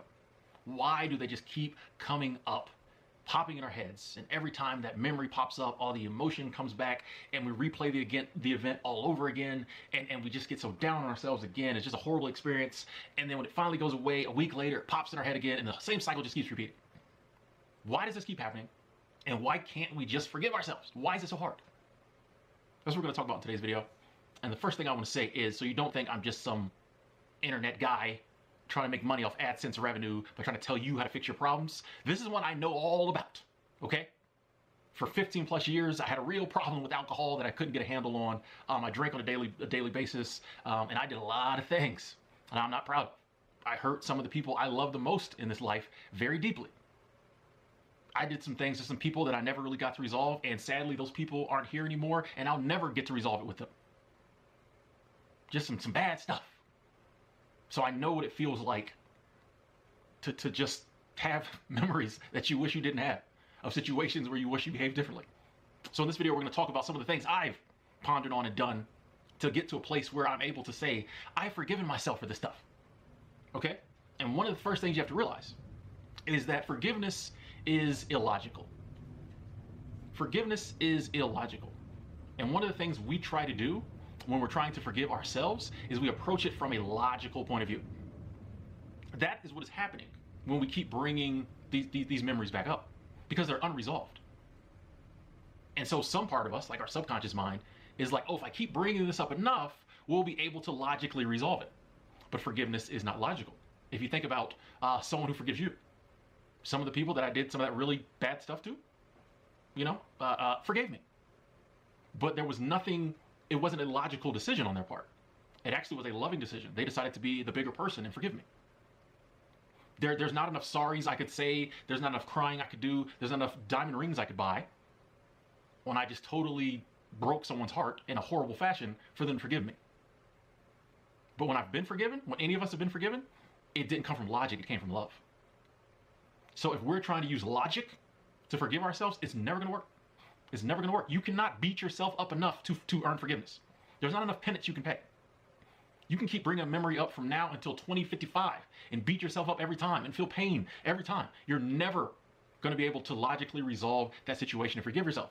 Forgiveness is not logical. So we have to keep that in mind. Also, one thing to keep in mind real quick too is that your brain doesn't understand tenses. So if you keep saying, I can't forgive myself for this, that's a self-fulfilling prophecy. So one of the first things we want to do is stop saying, oh, why can't I forgive myself for this? Because if you say, I can't forgive myself for this, you're thinking like past and present. Your subconscious mind is thinking future. So every time you say, I can't forgive myself for this, why can't I forgive myself for this? Your brain is going to be like, oh, this is something we're not going to forgive ourselves for. Okay, I'll just keep bringing it up. We'll keep beating ourselves up. So that's something to remember too. We got to change that verbiage. Because there's no way we're ever going to be able to kick ourselves and punch ourselves enough to forgive ourselves. Something else to ponder. These things we did were in the past. We were a different person then. We have grown since then. I don't care who you are, we all grow over time. And a lot of us, since we made those mistakes or took those actions, have really grown. You cannot beat yourself up now for something past you did. It's just like all of us when we were growing up, we were kids, did all kinds of stupid stuff because we're growing and we laugh at it now. A lot of us were like so awkward and weird and just all the stuff when we were young, and we laugh at it now. We may not like to be reminded of it all the time. We laugh at it. Oh man, you should see me in middle school. Boy, I was, ooh. You know? Same with like things we might have done even though we were an adult. It's weird that once we hit like 21 or whatever, we think we know everything. You don't. You're growing. Even if it was something that happened last year, you've grown since then. If you were the same person you are now, back then, you probably would not have behaved in that way. Because if you were still the same person, you would not feel any guilt over it probably. But the fact that you feel guilt, the fact that you're ashamed, shows that you have grown. Shows that you're not that person anymore. You cannot keep beating yourself up for things you did in the past when you were a different person, when you hadn't grown as much. If you were put in that same situation now, you behave totally differently. Not to mention, a lot of the things we go through in the past, we have to go through to realize not to do them. You realize like the reason you know now that that was bad and that you shouldn't have done that is because you did it and realized how big of an a-hole it made you feel, how dirty it made you feel, how bad it made you feel. If you hadn't gone through that, you might not know that now. You can't beat yourself up for going through tests and trials and challenges in life, even if we feel like we failed those tests. The failure still teaches us. So one thing we need to realize is that that was a different you. You've learned from that. You can move on now. Now, some practical steps on how to forgive yourself. So this is great, Tim. You talked about all these reasons why, we shouldn't keep holding on to it. How do I let go of it? Here's a technique I have used. Does it really work for me? Like I said, all this stuff is stuff that I've used. It has really helped me. That's why I'm trying to pass it on. The best way to forgive yourself, I found, is to sit with the emotion, sit with the thought, sit with the memory when it comes, talk it through and just let it go. Example, when something pops up in my mind and I'm like, I wish I hadn't done that. I stop. I recognize that that memory has come up, that that thought has come up, and that the emotions are rapidly coming behind it. A lot of times in life, we got so many thoughts coming and going. In the course of 60 seconds, a bad emotion can come up, a bad thought, a bad memory, and we can just beat ourselves up rapidly and never even realize we did it. But then we're suddenly stressed out and we have a bad day. So stop. When you feel that thing coming up that you're ashamed about, you're guilty about, that you want to forgive yourself about, stop. Take a breath. I take a breath. And I say, I realize that once again, the memory of XYZ has come up. It is a memory I'm not proud of. It is something that I wish I hadn't done. Every time this memory comes up, I relive all the emotion. I feel the guilt, the pain, all that all over again. But I've decided from this moment on that I am going to forgive myself for that. I know I'm not worthy of forgiveness. There's nothing I can do to ever make myself worthy of forgiveness. But I am going to forgive myself for that because I cannot beat myself up for the rest of my life. Now, this won't get rid of it that one time. This is something you have to continually do. Every time this thought, this memory pops up, you got to stop. You got to sit with it. And you can go deep. You want to get as deep as possible and break down, all the emotion and everything behind it. But at the end of whatever you say to yourself, you can say it out loud, you can say it to yourself. You want to say, but I have decided to forgive myself for that. Or I have forgiven myself for that. Even if when you first start doing this, you haven't forgiven yourself, I have forgiven myself for that. And I'm going to let it go. Because honestly, there's nothing else you can do. Here's the thing. The part of you, I like to say your subconscious, that brings that up is getting something out of it.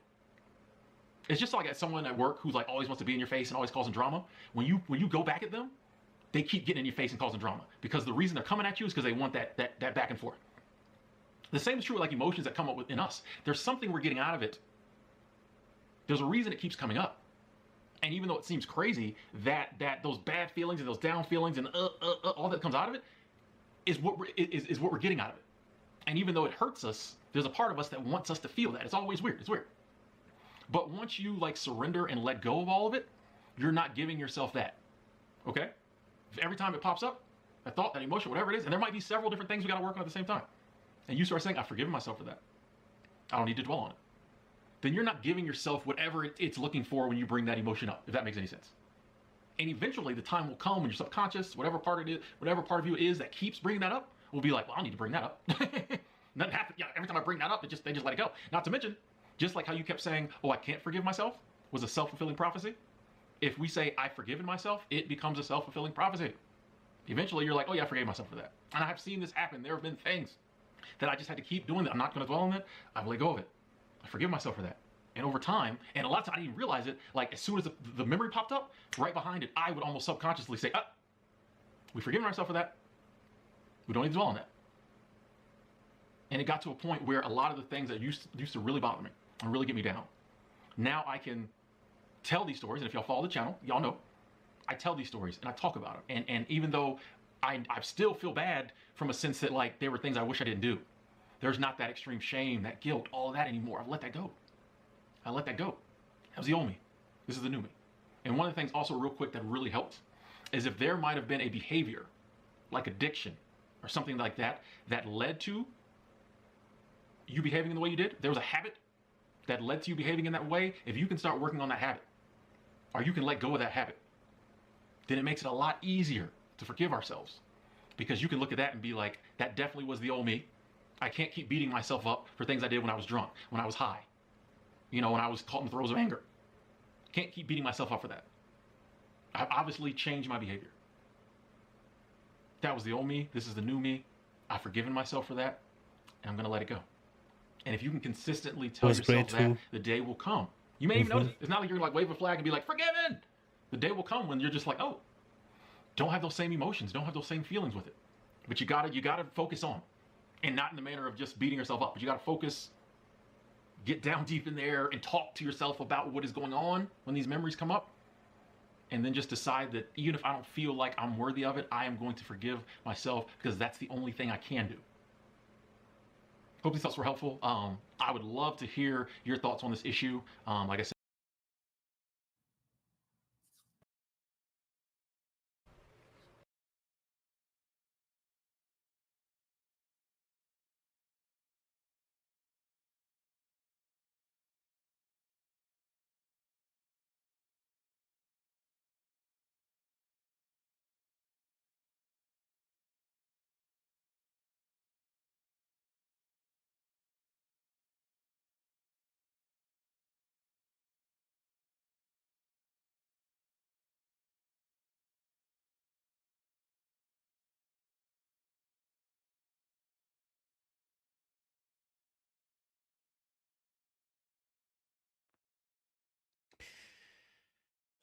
Okay.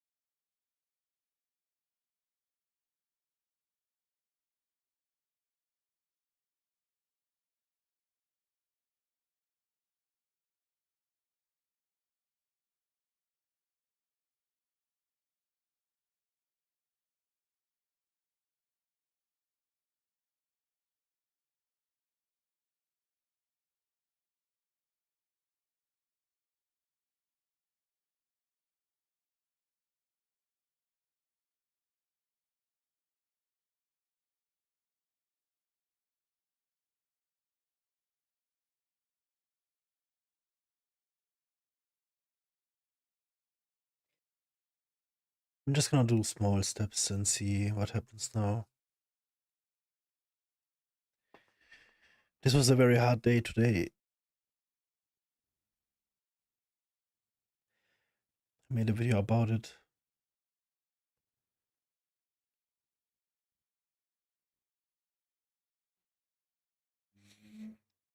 For the rest of this evening, I'm gonna plan tomorrow as detailed as I can. Try and get the routine going.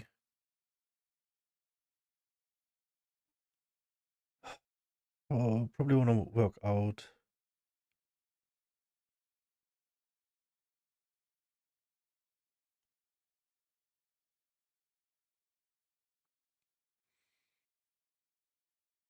Yeah, I'll keep you guys up to date.